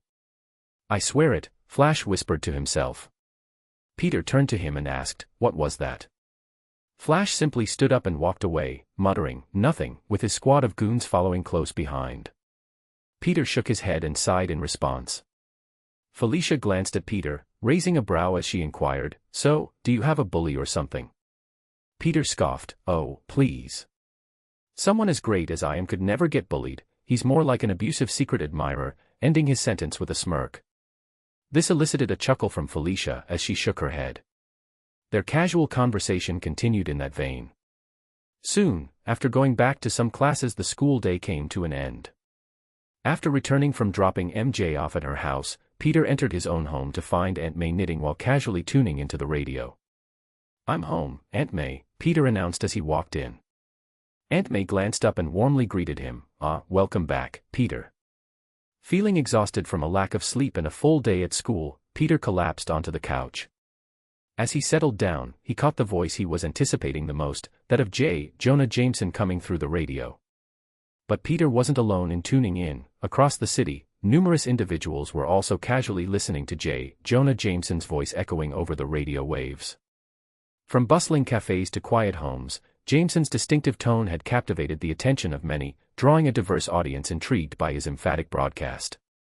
The airwaves crackled to life as Jonah Jameson's booming voice filled the city's radios. Passionately discussing Spider-Man and Ghost Spider's recent appearance, declaring them as threats to society. Ladies and gentlemen, this is Jonah Jameson, and I've got something to say about these so-called heroes, Spider-Man and Ghost Spider. They're nothing but vigilantes, meddling where they don't belong, thinking they can take the law into their own hands. Jameson's voice was fervent, his words dripping with disdain. What gives them the right to hide behind masks and swoop in, pretending to save the day? Do they think they're above the law? He ranted about the duo's interference, painting them as reckless intruders jeopardizing citizen safety. These masked menaces have no regard for the lives of our citizens.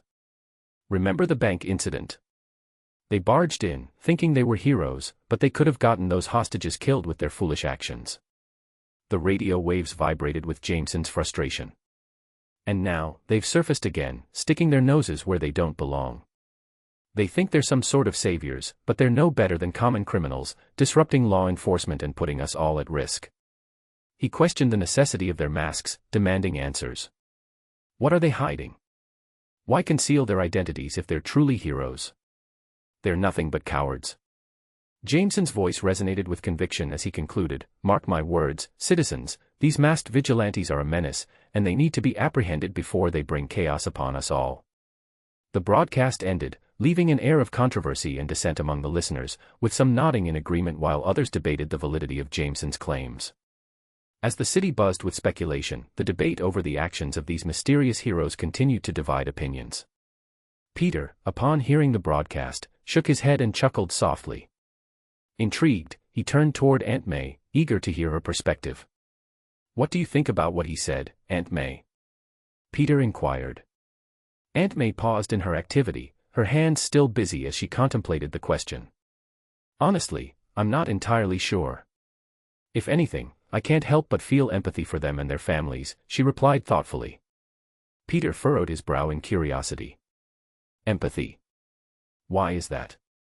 Well, despite their recent appearances and limited actions, it seems they're genuinely trying to make a difference, Aunt May explained. I mean, I can't say much about them yet, they've only just emerged. But it's clear that not everyone will appreciate their efforts, and it's starting to show. And it's their families I feel for the most, Aunt May continued. The people who love them will always worry if they'll return home safely. One day, they might come back injured, and that's a whole other concern altogether. I see. Peter murmured softly, contemplating Aunt May's words. I should probably tell them, but it has to be later in the future. If I tell them now, who knows how they would react. But if I wait and they see the impact I'm having on the city, maybe it'll make things better. Well, I'm heading to bed, Aunt May, Peter announced, standing up. As he made his way to his room, Aunt May called out, "Sure thing, honey. I'll wake you up when lunch is ready." Upon reaching his room and resting his head on the pillow, Peter immediately drifted off into a deep slumber. In his dream, Peter found himself in a groggy state, sprawled out on a large web. Suddenly, he sensed the web beneath him beginning to sway gently. Soon after, a soothing voice of a woman resonated through the dream realm. "Sleep well, my little spider." Peter sank deeper into a tranquil sleep, finally experiencing the rest he desperately needed. Chapter 33. Third Person's POV. After Aunt May roused Peter from his nap and they had lunch, he headed back to his room to complete the remaining homework he hadn't finished at school. Once he finished, he hurried downstairs and announced, "I'm off to study with Gwen." "Do you really need to study?" inquired Aunt May, raising a brow. Peter nodded. "You can never be too prepared." "So, yes, we do." "Well, I'll catch you later, Aunt May." "Love you," he said, making his way out of the house. Aunt May shook her head affectionately. "Don't stay out too late, young man." Without saying a word, Peter flashed a thumbs up in her direction before heading out. Swinging swiftly across the city of New York, both Peter and Gwen communicated through their headsets. "So, what's on the agenda today, Arnie?" Peter asked while navigating the city skyline. "There's an out-of-control bus a few streets away from your location. It's moving at high speed and unable to stop." "Here's the location and its current path," Arnie responded, displaying a map indicating the bus's route. "Let's get to it," Gwen urged, propelling herself ahead. Arriving at the scene, they witnessed the bus careening through traffic, narrowly avoiding collisions with other vehicles. Both Gwen and Peter landed atop the bus, making their way towards the roof's edge where the doors were located. Hanging upside down, they observed the frantic chaos within. Peter peered through the windshield, noticing the driver in a state of panic, gripping the steering wheel desperately. Peter knocked on the door, prompting the driver to momentarily glance towards the sound before immediately returning focus to the road ahead. As the driver pressed a button, the doors of the bus swung open, prompting Gwen to inquire, "What seems to be the problem?" Without taking his eyes off the road, the driver continued slamming on the brakes. "It's the brakes. They're stuck, and I can't stop the bus." "Don't worry, we're here to help." "Stay calm and close the door once we're out," Peter reassured the driver in a composed tone. The driver simply nodded in response. Peter and Gwen leaped off the bus, planning their next move. "What's the plan? Should we web the wheels?" Gwen inquired. "No, that might cause the bus to flip or lose control, endangering the passengers," Peter explained. "We'll use our webs to anchor the bus to the buildings, slowing it down. Once it's sufficiently slowed, then we'll web the wheels." Both Peter and Gwen swung alongside the bus, firing their webs at multiple buildings, attaching them to the bus. The webbing gradually slowed the bus until it became entangled in a web cocoon, causing it to halt despite the wheels still turning. Working together, Peter and Gwen carefully webbed the bus's wheels, bringing it to a complete stop. Gwen then approached the bus door and knocked, signaling for the driver to open it. As the driver opened the bus door, he collapsed back into his seat, visibly relieved to be alive, panting heavily from the adrenaline rush and the narrow escape from danger. Gwen leaned inside the bus, advising everyone present, "It's safer if you all exit the bus and wait for the police to arrive and resolve the issue." With tears in his eyes, the driver turned to Gwen, expressing his gratitude. Thank you so much." Embarrassed, Gwen rubbed the back of her head. Don't worry about it. Just doing what we can to help. One by one, the passengers disembarked, expressing their heartfelt thanks to the heroic spider duo, each person teary-eyed with relief. Observing everyone safely off the bus, Gwen and Peter nodded to them before swinging away. What's next? Gwen inquired. In a construction site a few blocks away, there are people dangling precariously and need immediate help, Arnie informed them. Without hesitation, both Gwen and Peter raced and swung at full speed towards the construction site. Arriving at the scene, they spotted 4 construction workers hanging by a thin thread that was on the verge of snapping. As the thread gave way, the workers started hurtling downwards, screaming and flailing their arms in a desperate attempt to grab onto something. The other workers on the ground looked on in horror, paralyzed by the impending disaster. Gwen shouted, "Throw me!" Reacting instantly, Peter shot 2 webs over his shoulders, launching Gwen higher into the air while he surrounded himself with electricity and sprinted up the building. The workers, still plunging towards the ground, were running out of time. At the workers' height, Peter leaped and caught the other 2, securing them. Gwen landed forcefully, causing the ground to crack beneath her, holding the other 2 workers. Meanwhile, Peter skidded to a stop after catching the other pair, visibly relieved but ready for the next challenge. Before he could check on the workers, Gwen urgently called out, "Spider-Man, quickly, look towards the other workers' direction." Peter swiftly turned, only to witness a massive steel beam hurtling towards the workers. The workers watching the beam fall could only look up in horror. Without a second thought, Peter encased himself in lightning, sprinting at superhuman speed towards the impending danger. Boom. Dust was kicked up due to the weight of the steel beam and the force it picked up while falling. After a few seconds the dust cleared, revealing all the construction workers sitting on their butts with a terrified expression and Spider-Man holding the steel beam above his head. The ground where Peter was standing was caved in, and while holding the beam Peter looked towards the workers and asked, "You guys all right?" They quickly nodded, one of them asking in a shaky voice, "How did you do that?" "I eat all my vegetables," Peter quipped jokingly. Hearing his response, the guy who asked chuckled awkwardly. "Could you guys move away so I can put this down? It's not heavy, but I'd rather not become a statue," Peter added.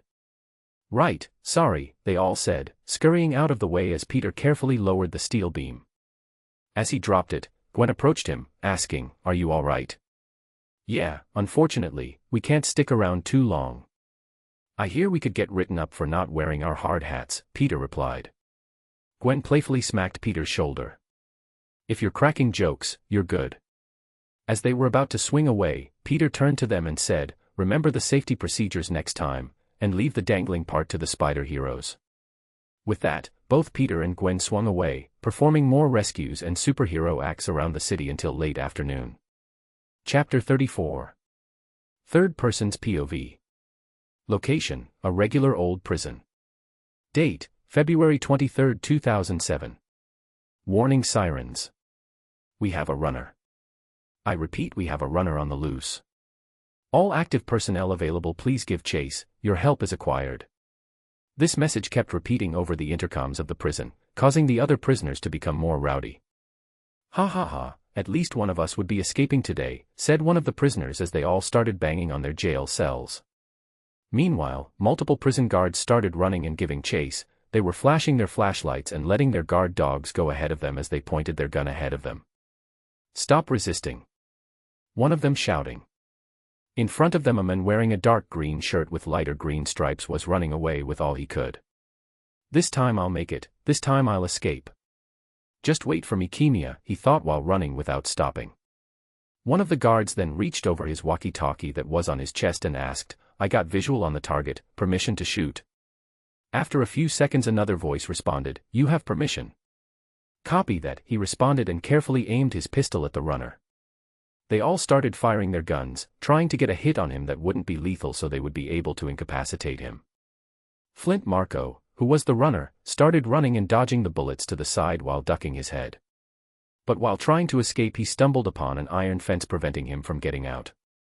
The guards, as soon as they saw him cornered, stopped shooting but didn't lower their guns. "Put your hands up where we could see them," one of them shouted, but Marco didn't listen. He started climbing the fence. To which the dogs went and started biting him on the leg. To get them off of him he started kicking them on the snout. Due to high tense situation, what Marco failed to notice however was the sign on the fence that said, "Danger. Particle physics test facility, please keep out." When he got over the fence, the guards started shooting him again, and this time one of the bullets hit him on the calf, causing him to scream in pain and start limping in pain. Another one shot him on the shoulder. When he thought he got far away enough, another bullet hit him right on the back, causing him to fall forward. When he fell forward, he fell in a large hole that was filled with sand. He went rolling down until he eventually stopped in the middle of it. The guards that were chasing him saw him disappear and they were flabbergasted. "What? Where did he disappear into?" one of them said while flashing their flashlights everywhere. Meanwhile, inside the testing facility, the main scientists and operators were making the final arrangements towards the machine and testing site. "Donnie, we got a little fluctuation on one," said one of the female scientists. "There's a chance on the silicone mass," Donnie informed the scientists next to him.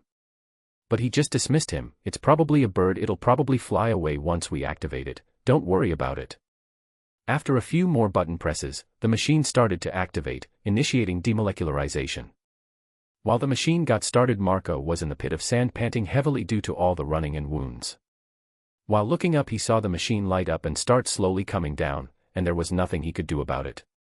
The machine started brimming with energy, which then started going in circles around Marco and picking up all the sand. As more and more sand started to be picked up, he held up his hands to his face to stop the sand from getting in his eyes. But while he held out his hand, he noticed something. His hand was slowly disintegrating. His fingertips were slowly turning into sand and coming off him into the wind just to be spinned around by the machine.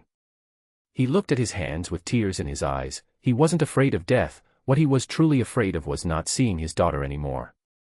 Slowly but surely his whole body turned into sand and was moved around by the machine until he was no more and the machine stopped. In the pit there was just sand without any form of human life inside of it. Meanwhile, with Peter, after he finished his afternoon of superhero ing, he went home and took another nap until late in the night, giving him just enough rest where he could function properly. After waking up, he pulled out his phone and started scrolling through it, trying to find what to do. Seeing that there wasn't anything, he just sighed.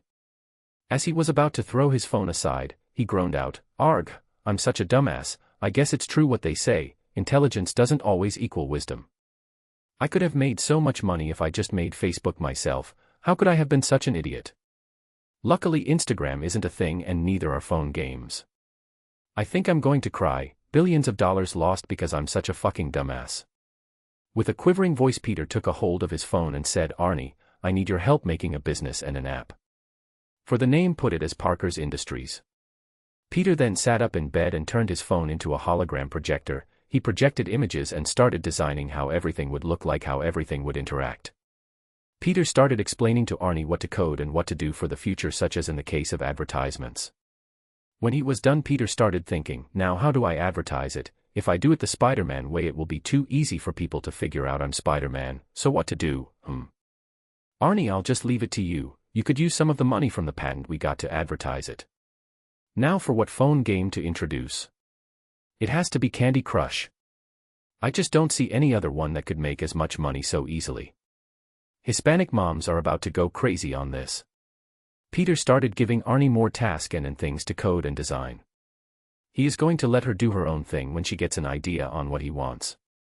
"How long is it going to take?" Peter asked. "It shall be done in a few hours at the latest and in a day at the most," Arnie replied.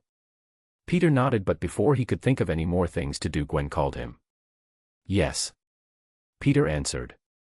"Are you ready?" Gwen asked, waiting for him on top of a rooftop dressed in her ghost spider outfit. "Oh shoot," Peter replied, and quickly got up from bed. He put on his suit in a fast manner while scrambling everywhere. When he was done, he sent up his phone just perfectly and out came a hologram of him sleeping. Peter looked at it and nodded before turning invisible and jumping out the window to meet up with Gwen. Chapter 35. Third Person's POV. The next day. In a pit of sand where experiments were being held was barren without any activity or anyone in sight. Unexpectedly, a grain of sand started moving, which was followed by more and more moving along. In the middle of the pit, the sand started coming together on its own. The more it came together, the more it started shaping itself together, trying to build itself, but after a few tries it would collapse and try again. After a few minutes, the sand started taking the shape of a man. Slowly but surely the shape started to become more defined. The sand shapeman saw a locket buried and sticking out of the sand, and as he reached out for it, his shape solidified. Inside the locket was a picture of the Sandman's daughter, Kimia. While looking at it and caressing it, Marco's figure completely manifests. What happened to me, he thought while looking over his body. His wounds from the previous night were all healed, even his shirt which should have had holes in them didn't. He looked over the picture of his daughter and with a determined expression got out from the pit. He was going to see his daughter. These were the only thoughts in Marco's mind as he made his way towards where his daughter lives. With every step he takes, a trail of grains of sand is what's left behind. After a few hours of walking, Marco made his way to the front of a doorstep. After a bit of hesitation he proceeded to knock on the door. After a few seconds of waiting, a black-haired woman answered the door in a questioning tone. Yes. When she saw who it was she panicked and slammed the door on Marco's face. With a shaky voice she asked, "WW, what are you doing here? You're supposed to be jail." "I just want to see my daughter," Marco replied while looking at the closed door. The woman, while leaning her back against the door, just shook her head, even though Marco wouldn't be able to see it. "There's no way in hell I'm leaving without seeing her. Just let me see her." "She's not here, damn it." "Then where is she?" "She's in the hospital." "Okay, when you went to jail, she unexpectedly got sick." Marco's eyes widened in shock. He pressed his hand against the door and instinctively started turning into sand. He willed him to go between the cracks of the door and start entering. Emma, Kimia's mother, and Marco's ex-wife, just stared at the floor in shock and fear, seeing all the sand start coming from the openings of the door. The sand started coming together in front of Emma and started to take the form of Marco. Marco put a hand on Emma's shoulder and tightened his grip. In a deep, angry voice he asked, "What happened to my daughter?"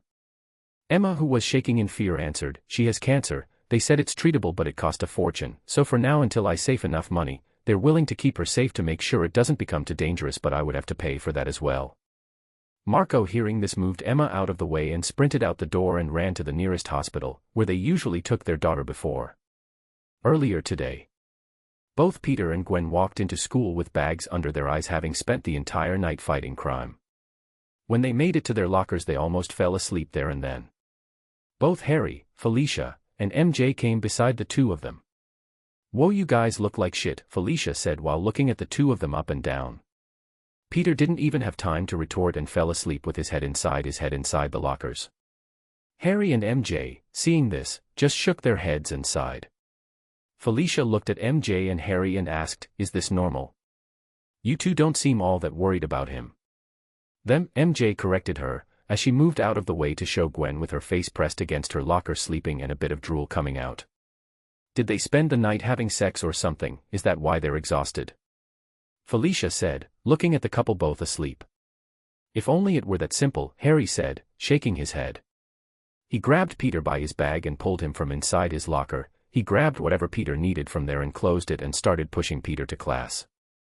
MJ did the same for Gwen and they both started pushing them to class, and while that was happening MJ explained, "They've always done this since we were young. This just means that they've been inventing something new or experimenting with different ideas, typical genius stuff." "Ah, I see," Felicia said. While pushing them to class Harry asked, "Damn Peter, did you gain weight or something? Why are you so heavy?" Peter with a tired expression just nodded his head and lifted a finger up. "Yup, I put on 100 pounds of sexiness." Harry, upon hearing, gave him a deadpan look and was about to let go of him and let him fall to ground. Harry just shook his head. "If you have the energy to joke, then you have the energy to yourself.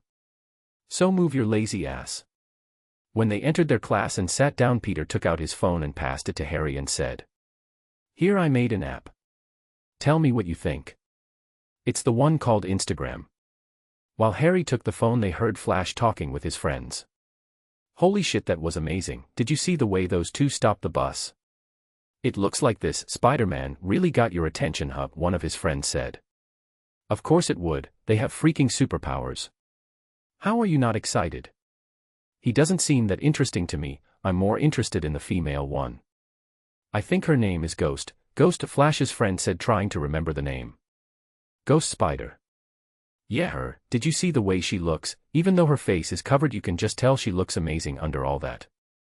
Flash just shrugged his shoulders. "I'm more interested in what they're doing, to be honest." His friend just shook his head as they continued talking. To kill or not to kill, that is the question, Peter thought to himself hearing them, well mostly Flash's friend not Flash himself. Peter turned towards Harry and said, tell me what you think after class, I'm going to sleep. And without any trouble Peter went to sleep for the rest of the class. Chapter 36.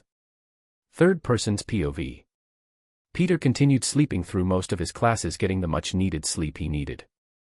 Lunchtime arrived, and Peter was sitting with all of his friends. Felicia was the first one to speak. The app you made is really good, I personally like the idea of filters.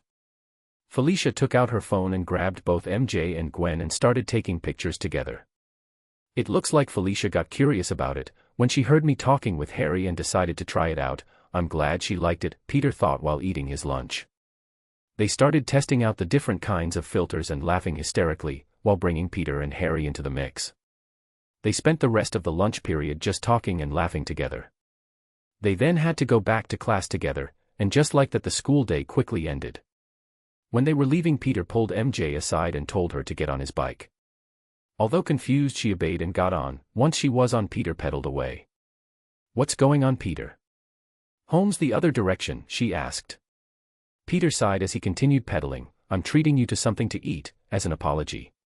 What? What are you apologizing for? Now MJ was getting really confused. It's for scaring you. With what happened a few days ago with your dad, I haven't really had the chance to properly apologize.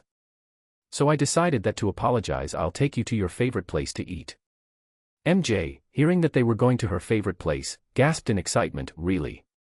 She then suppressed her excitement and said with a sigh, Peter, you don't have to, that's not something you have to apologize for, you were only protecting me. Just 'cause I was doing it to protect you doesn't make it right for me to scare you. MJ, hearing this, sighed one more time, wrapping her arms around Peter much tighter than before and leaned her head on his back. This big dummy. He's making it hard not to fall in love with him more, he's way too good to me. But as she hugged him tighter, she started noticing his muscles under his sweater and shirt. Whoa. I know he works out and all, but whoa.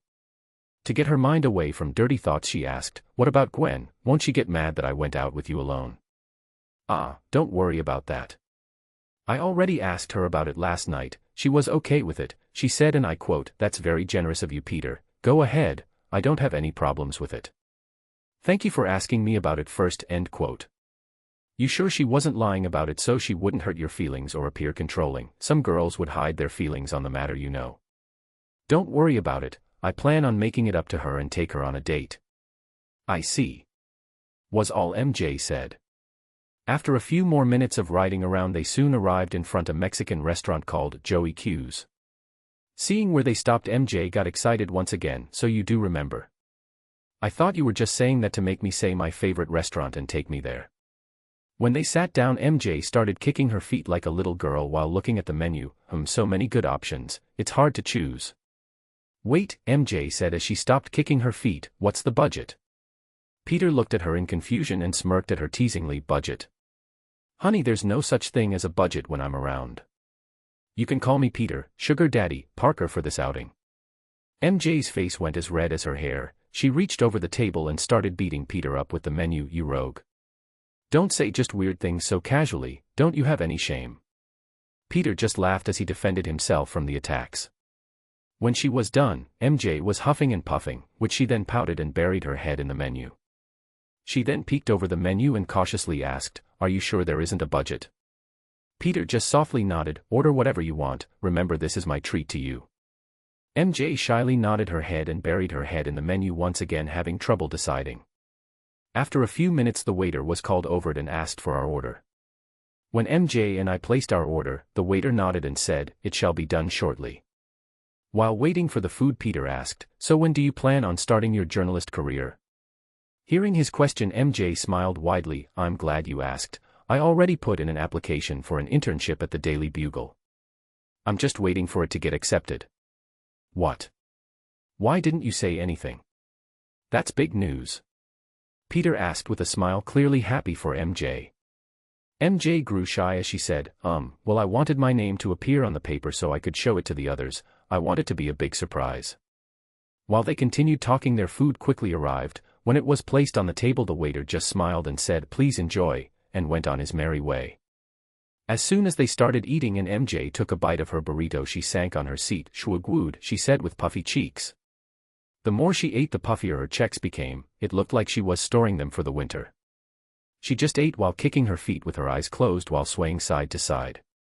Peter just shook his head while looking at her antics, smiling at her direction softly. Meanwhile, while they enjoyed their food, they didn't notice someone watching them, that someone being Gwen. Since the beginning she was following them, paying close attention while staying invisible. When they sat at the restaurant, Gwen was lucky enough that they chose a window seat. Gwen was watching their interaction from across the street while sitting on the rooftop by the edge. She was able to get a good look at them thanks to Arnie, as she was able to zoom in onto them. And as she looked and saw the way they interacted with one another, the tighter her grip got on the edge of the rooftop. When she saw MJ happily eating and the way Peter smiled at her, she heard something crack. At first she thought it was something within her, but as she looked down, she saw pieces of the edge of the rooftop in her hands. Seeing them, she let out a saddened sigh as she threw the rubble back on the roof. Am I seriously going to lose him? Am I going to lose Peter? Gwen thought to herself with her head down, as she let out a sigh. She then shook her head and slapped both her cheeks. "Snap out of it, Gwen. Peter wouldn't do that. He wouldn't leave you. Right." Chapter 37. Third person's POV. After both Peter and MJ finished eating, they leaned back on where they were sitting.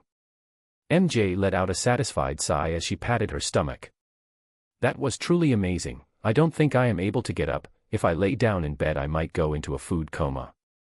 Peter then called the waiter over and asked for the check and a bags for the leftovers due to how much they ordered. When everything was paid for and everything was packed, they left the restaurant, not before leaving a small tip for their services. When Peter started riding her home, MJ kept bobbing her head trying not to fall asleep due to how relaxed and full she was. Silently, they both enjoyed the bike ride home. When they arrived, Peter handed her share of the leftovers. Peter was leaning his hands on the handlebar of his bike as he smiled towards MJ. "Hope you enjoyed yourself." MJ nodded her head with a smile of her own. "I had fun, thank you, Peter." She then started twiddling with her thumb as she shyly asked, "Can we do it again, another time, together?" Peter just smirked as he nodded his head. "Sure, I don't see a problem with that." MJ then did something on instinct. She felt her body move on its own. She went and gave Peter a kiss on the cheek. Then turned around and ran inside and quickly shut the door. Peter held his cheek where MJ kissed it and let out a sigh before going to put his bike away. Meanwhile, MJ was leaning against the closed door with a bright red face. She held her cheeks as she said to herself, why did I do that? MJ, you stupid idiot, stupid feelings getting the better of me." MJ then slipped against the door and sat on the floor and wrapped her arms around her knees and buried her head between them. Gwen, who was watching everything from a tree and through a window towards MJ's house giving her the perfect viewpoint towards the front door, let out a sigh. "What the hell am I doing? Why the hell am I acting like this?" After silently reprimanding herself, she saw Peter turn invisible and disappeared. Seeing this, she smiles wearingly. "Arnie, where is Peter going?" "If I have to make an estimation based on which direction he's going, I would most like say his destination is your house," Arnie replied. Gwen sighed. "I was afraid so." She then started sprinting and jumping from building to building. "Peter is most likely taking his time getting there, so I should make it on time." When Gwen gets close to her house, she asked, "How long until Peter arrives?" "Estimation based on current speed is 60 seconds. "Shit," she curses. When she arrives, she climbs by her window and almost breaks it in panic. When she arrived, she looked around her room for something to do, to not appear suspicious. While she does that, Arnie gets curious. "May I ask, what are you doing and why are you freaking out?" "I don't want Peter to know I stalked him on his date with MJ. If he finds out, he might stop liking me and find me weird. What do I do?" "Why didn't you just stay outside swinging around and say you were patrolling?" Father is the type of person to do things first, ask questions later. He would have came her and then asked where you were. Gwen, hearing Arnie's reasoning, froze before throwing herself on the bed and laying there looking at the ceiling thinking she was idiot. "Because I panicked," she whispered to Arnie. 3 seconds later she heard a knock on her window frame since her window was open as she forgot to close it when she came in. "Come in," she said without standing up. "Ah, I see you're ready for today's patrol. Look, I brought you leftovers," Peter said, undoing his invisibility and holding up a bag with the leftover food. Gwen got up and looked at Peter in confusion. "Leftovers?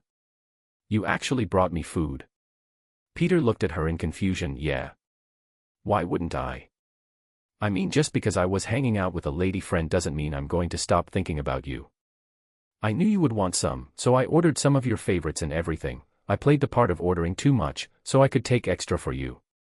Peter handed her the bag and took off his backpack, which he still had, and took out his mask. He then took off the rest of his clothes and was left with his Spider-Man attire.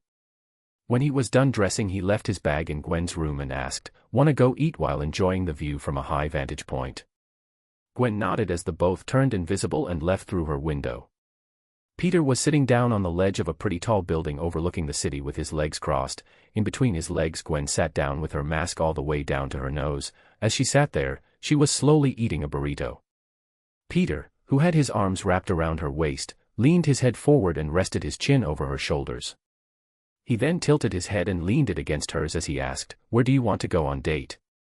Gwen stopped eating and asked, "What?" "I want to take you on a date and I wanted to know where you wanted to go." "Why?" Gwen asked suspiciously. Peter sighs as he explains himself, "I feel like you weren't really comfortable with the idea of me going alone with MJ, and I wanted to make it up to you. With what's been going on in our life as Spider-Man, discovering our powers, testing them, experimenting on them, and everything, I feel like we really haven't had the chance to go on a proper date, just the two of us. I would have taken you to your favorite place to eat, but I already did that, and if I do that with you after doing it with someone else, then I feel like I won't be sincere, and I would be treating you like you're like everyone else when you're not." Gwen slowly put what she was eating back in the container and bag it came from and put it down to the side. She then quickly turned around and tackled Peter back towards the roof. She took him into a deep and long kiss that lasted for a few minutes with tears coming down her eyes. Peter, seeing her cry, stopped and softly asked, "What's wrong?" with a hint of concern in his voice. But before she could say anything, Arnie interjected, "Forgive me for intruding and disrupting your time together, but you guys need to see this." Arnie then showed them live footage of a man walking out of a bank with bags of money in his hand, when the cops told him to drop the money on the ground and put his heads up before they resort to violence. The men didn't listen and continued walking without changing expression. Seeing this, they had no choice but to fire their weapon. When the first gunshot was shot, the bullet went right through his leg. Instead of blood coming out, a bit of sand fell before it went back and healed itself back together again. Seeing this, the cops grew scared and started shooting more shots, but the bullets would just create holes in him that would quickly reformed. Chapter 38. Third person's POV. Are you kidding me? Sandman is my first actual real villain, Peter thought. Gwen sighed as she didn't get the chance to confess but still stood up. She went and ate the last piece of what she was eating and pulled down her mask. Peter and Gwen looked at each other as Peter said, "It looks like we're going to be fighting our very first supervillain. Are you ready?" Gwen nodded, as both Peter and Gwen jumped off right from the rooftop, causing the pedestrians on the bottom to let out a scream thinking they were deleting themselves. Both Gwen and Peter then whipped their webs to the closest building and swung away, much to the relief of the people below. While swinging, Gwen got low enough and dumped bags where the leftovers came from into the closest bin and swung away. While swinging, Gwen asked, "So what's the current situation, Arnie?" "The main offender has already started to retaliate. The officers are getting injured as we speak." Peter and Gwen looked at each other before picking the pace and going faster to where they needed to be. When they arrived, they saw sand everywhere. The police were behind their car doors firing shots. While Marco was getting shot, he absorbed the bullets and moved them around his body. He stored them by his fist and sent them flying back to them. "Get out of my way. I have no time to deal with any of you," he shouted. He then started to get bigger and swatted his large hand made out of sand in their direction. But before he made contact with them, both Peter and Gwen appeared and webbed the cops and pulled them out of the way in time, leaving only the cars to get tossed around.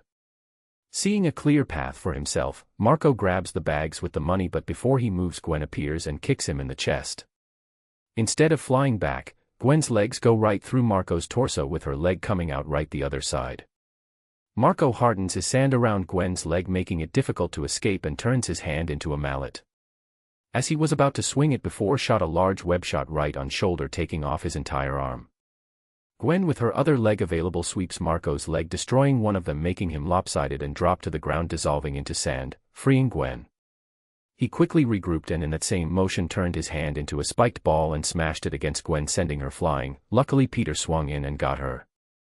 Just using our hands and feet is not going to work like how it works for everyone else. Let's start using your ice and my lightning. Gwen nodded her head, and as she breathed out, her breath became visible exiting her mask, while Peter surrounded himself in blue and black lightning. Both Peter and Gwen then ran towards Marco, who wasn't forming his legs. From the waist down he was just a pile of sand, while his arms turned into two large tendrils made out of sand. He started using the tendrils as whips and tried to Peter and Gwen, but both of them would dodge it when their spidey senses would tingle. As he missed, the tendrils would hit the floor, causing it to slightly crack due to the force he used. Peter, using his fast speed, went around Marco's body, destroying it, every chance he got, making Marco more tired the more he had to reconstruct himself. "Come on Sandy, try and catch me. I heard of quicksand before, but you are too slow," Peter said, keeping him distracted. Due to Peter distracting him, it gave Gwen the perfect opportunity to get close enough and put a hand on Marco's torso. She managed to send out a blast of cold air, freezing a small area of sand. She then pulled back her fist. "It's time for you to chill out and catch a break," and sent a fast and strong punch that shattered the ice and sand, sending it flying back. When she did that, Marco screamed out in pain. "Arg." He turned his hand into a giant palm and slammed it down where Gwen was. Luckily Gwen was able to pull herself away. Marco then curled himself into a ball. He then started growing spikes all around his body. He then uncurled himself in a fast manner while spreading out his arms and yelling, sending out all the spikes he made flying everywhere. Due to how much and how fast the spikes were coming, Peter and Gwen weren't able to avoid them then. They were sent flying and crashing into the side of the buildings and police cars. The police officers in the back watching everything weren't safe either. A spike managed to penetrate an officer in the arm, while another got a spike inserted into his thigh, causing them to scream out in pain. As Peter crashed against the police cruiser, Marco elongated his large hand to Peter and managed to grab him by the torso. He proceeded to slam Peter in the ground over and over and over again until Gwen appeared behind Marco. She sent out a blast of cold air that froze Marco's entire shoulder, breaking it apart and releasing Peter. "Hey Ghost Spider, for our next date let's not do the beach. I'm getting real sick of sand right about now," Peter said on the ground, looking at the sky. With a sigh he shoots up from the ground, surrounded himself with electricity and ran towards Marco. He then injected his hands inside his torso and said, "Some villains just need the right amount of shock therapy to set them on the right path." Peter sent a jolt of electricity inside the Sandman, crystallizing his insides. Marco lets out another painful scream as his insides shattered and crumbled. Marco started looking scared as he tried lifting his hands up, but they quickly fell off his torso and turned into sand. "No. I have to save my daughter. I can't die like this." Every part of Sandman's body slowly started crumbling until all that was left was a pile of sand on top of the bags of money. Peter looked at everything in shock. "He's dead." "No, that can't be." "How?" "I didn't use a lot of power, at least I don't think so, so how?" Peter's thoughts were a jumbled mess at the moment while looking at his hands. "I killed a man. No. What have I done?" "Spider-Man," Gwen said as she appeared next to him and softly put a hand on his arm. "Let's go help the others first. When we finish we can talk about what happened if you're in the mood to do so." Peter let out a long-winded sigh and nodded his head. As he went and don't a step forward, he was brought to his knee. "Ugh, damn, looks like that beating I took plus the amount of electricity I used to it out of me." Gwen then went under Peter's arms and lifted him up and slowly walked him towards the injured officers. When they arrived, both Gwen and Peter started wrapping their wounds with their webs. Peter tightened the webs to the last injured one, stopping blood from escaping his wounds. "There, that should do it, although it should only hold until you can seek medical assistance, so be careful." The officer nodded his head. "Thank you, Spider-Man." Peter nodded his head and with a sigh and reluctance turned back to look at what was left of Marco, except there was nothing there. No sand, no bags of money. Peter stood there staring at the empty street for a while before he snapped. "That bastard, he was playing dead. Here I was blaming myself for his death. And he was playing dead. Arg, that bastard, that stupid Sandman, the next time I see him he's going to be a sandwoman by time I'm done with him." Gwen appeared next to Peter while motioning him to calm down. "I know how you feel, but getting worked up isn't going to solve anything." She slowly caressed his arms. "We'll get him next time." Peter sighed before nodding his head, although he was still pissed. He then turned towards the officers and pointed at them, "Remember medical assistance," and jumped away, swinging away, followed by Gwen. Chapter 39. Third person's POV. Both Peter and Gwen were swinging away after the escape of Sandman, while swinging Peter was still grumbling about the situation. Stupid. Sand. Guy. I hope the next time he washes his feet and goes to put on shoes there will be sand inside them, making his feet dirty again so he would have to go wash them again. Gwen hearing this chuckled while shaking her head. Well, he's still alive. That was scary. I was way too much into shock at what happened to react at the time. Peter let out a long-winded sigh. Yeah, I guess you're right. I'm somewhat glad he's okay as well. Do you think there could be more guys like that out there? Gwen asked a bit nervously. Absolutely, no doubt in my mind, Peter said while nodding. Both Peter and Gwen then went and landed on top of a rooftop and sat near a ledge. They started taking off their boots and dumping the sand that was inside out. How can you be so sure? Gwen asked while trying to relax and regain her stamina after fighting. Peter then looked at her in confusion. You haven't read Professor Xavier's research papers on mutation and the likes. Gwen put a finger to her head trying to remember. After a few seconds she shook her head, not really remembering. I thought for sure you would have known of it, considering it has to do a lot about biology. It mostly talks about the X gene, Peter said, trying to jog her memory. Wait, now I'm remembering something. I think I read a little bit about it but stopped since I thought it was mostly talking about supernatural abilities, which wasn't logical. But what does that even have to do with anything we were talking about? Peter then flailed his arms around. Hello, spider superpowers over here. Wait, you don't mean that what was written there is actually real, right? Yup, it's real, all right. There's probably like a secret society or something of superpowered people out there. If that's true, then why aren't there like superpowered individuals fighting crime or something? Gwen asked as millions of questions kept popping up in her head. Who says there isn't? They could but just decide to stay hidden. Who knows of many power-hungry individuals there are out there just waiting for them to show up, just to catch them and experiment on them. Gwen's eyes then grew wide with concern. Then what about us? Peter just shrugged his shoulders, not even looking worried. I wouldn't be surprised if there are people making plans to capture us now as we speak. Hearing this, Gwen grew more scared and concerned. Although she thought of the possibility, it doesn't make it any less scary. They don't know who we are, right? I mean, we have been making sure to keep our identity a secret, so they shouldn't know who we are, right? Gwen asked, looking for reassurance. Oh yeah, you don't have anything to be worried about. Arnie is helping us out with that. I don't think I would have ever become Spider-Man without her, so you don't have anything to worry about. Now what we do have to worry about is our close friends and family, Peter said with a weary smile, even though Gwen couldn't see it. Are we going to tell them about what we're doing? Gwen asked, thinking of different ways such conversations would go with her father, especially since he's a cop. If we keep this to ourselves for too long, they would feel betrayed and hurt that we don't trust them with this secret, and honestly I really don't like lying to Aunt May and Uncle Ben.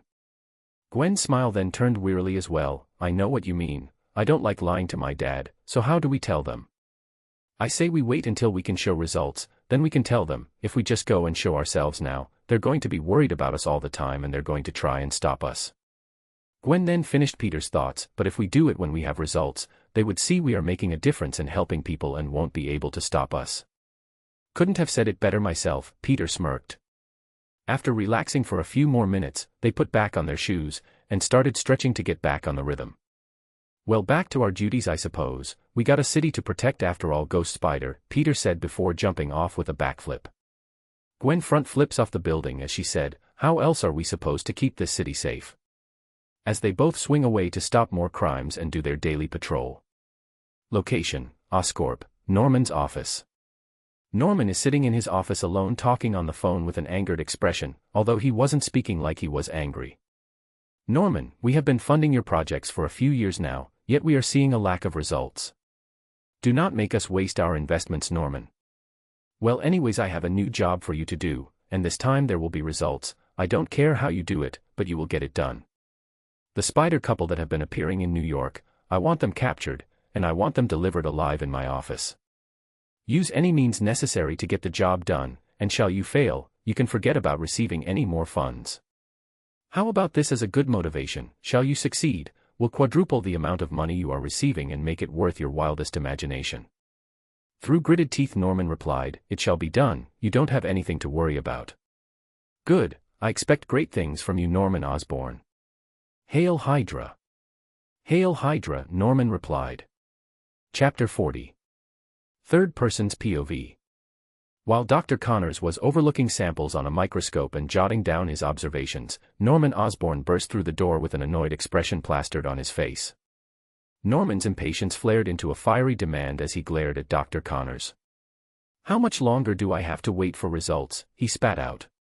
Dr. Connors halted, feeling the weight of Norman's intense stare, and carefully responded, "Sir, obtaining accurate results demands time. Given our current progress, I'd estimate approximately 6 months. Unacceptable." Norman's voice thundered with impatience.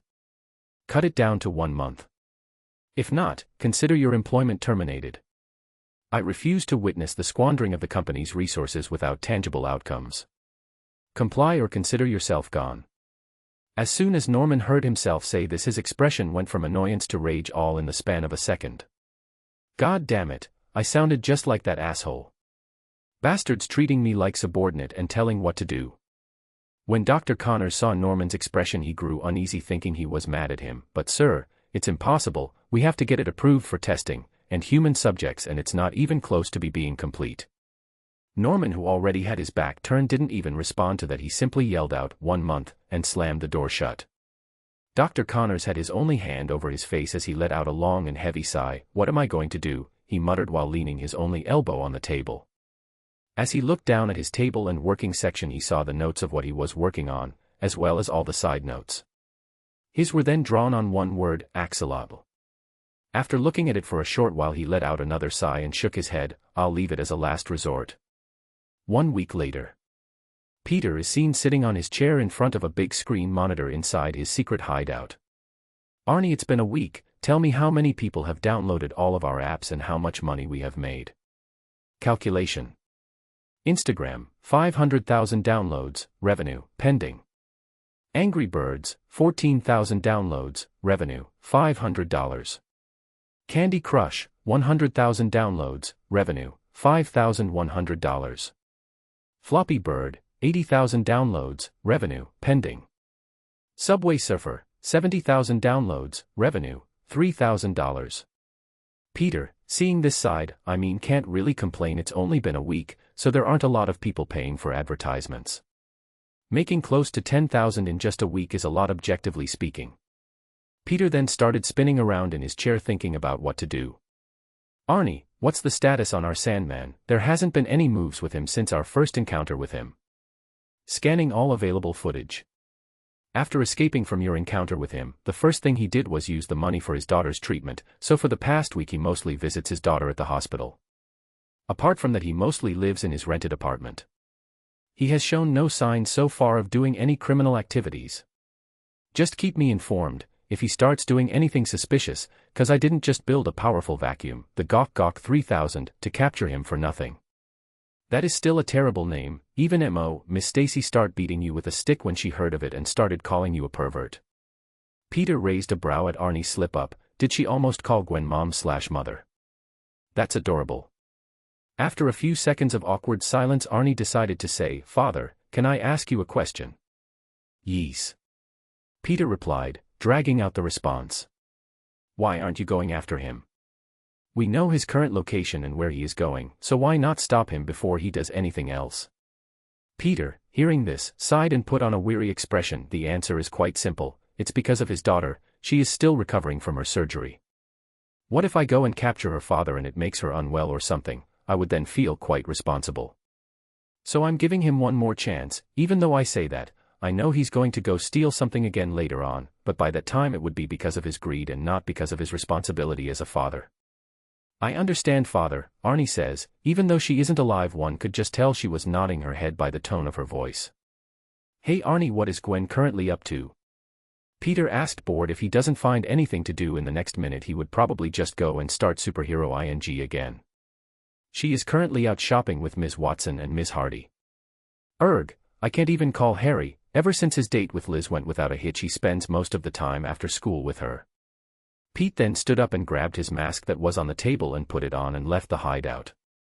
And went on swinging towards the city of New York. While swinging, Peter with a smirk said, "Arnie put on JJJ's radio show to give me some motivation." As Spider-Man swung through the cityscape, executing graceful arcs and dazzling acrobatics between skyscrapers. His fluid movements matched the rhythm of the city, a ballet in the air. In his high-tech suit, Spider-Man listened to J. Jonah Jameson's radio show blasting through his mask's HUD. JJJ's distinct voice echoed, still harping on Spider-Man's and Ghost Spider's failure to capture Sandman a week earlier. I mean, really, folks, if we can't trust Spider-Man and Ghost Spider to catch a common criminal like the Sandman as people are dubbing him, how can we entrust our safety to them? It's a disgrace. Despite the criticism, Spider-Man continued his aerial maneuvers, flipping effortlessly from building to building. He'd been scanning the city, looking for any signs of disturbance in the city, whether they were petty criminals or a brand new superpowered villain that decided to pop up. While soaring through the sky, Spider-Man couldn't help but hear JJJ's relentless tirade. Listen to this, folks. Spider-Man nor Ghost Spider could even hold on to Sandman. What kind of heroes does that make them? We need a real protector, not some masked menace. Peter, despite listening to JJJ's harsh words, kept smirking to himself, as people from my time would say, haters are my motivators. I can see why people listen to this, it's quite entertaining, Peter thought while web-zipping across buildings. Ignoring the relentless commentary, Spider-Man propelled himself higher, executing a series of intricate spins and twists mid-air, showcasing his agility and finesse. The wind rushed past him as he swung with precision, each movement a testament to his dedication to the city. Amidst the radio show's condemnation, Spider-Man noticed a commotion in a distant alley. Without hesitation, he changed course, hurtling toward the disturbance. There, he found a group of civilians, panicked and cornered by a small gang of petty criminals. Without wasting a moment, Spider-Man swooped in, swiftly disarming the thugs and ensuring the safety of the civilians. As the police arrived to take the criminals into custody, Spider-Man disappeared into the sky, swinging away, back into the rhythmic motion of swinging through the city. Though JJJ's voice continued to blare in his ears, Spider-Man remained resolute. His duty was to protect the innocent, regardless of the relentless criticism. As he swung into the sky, he knew that the true measure of a hero was in actions, not the opinions of one man.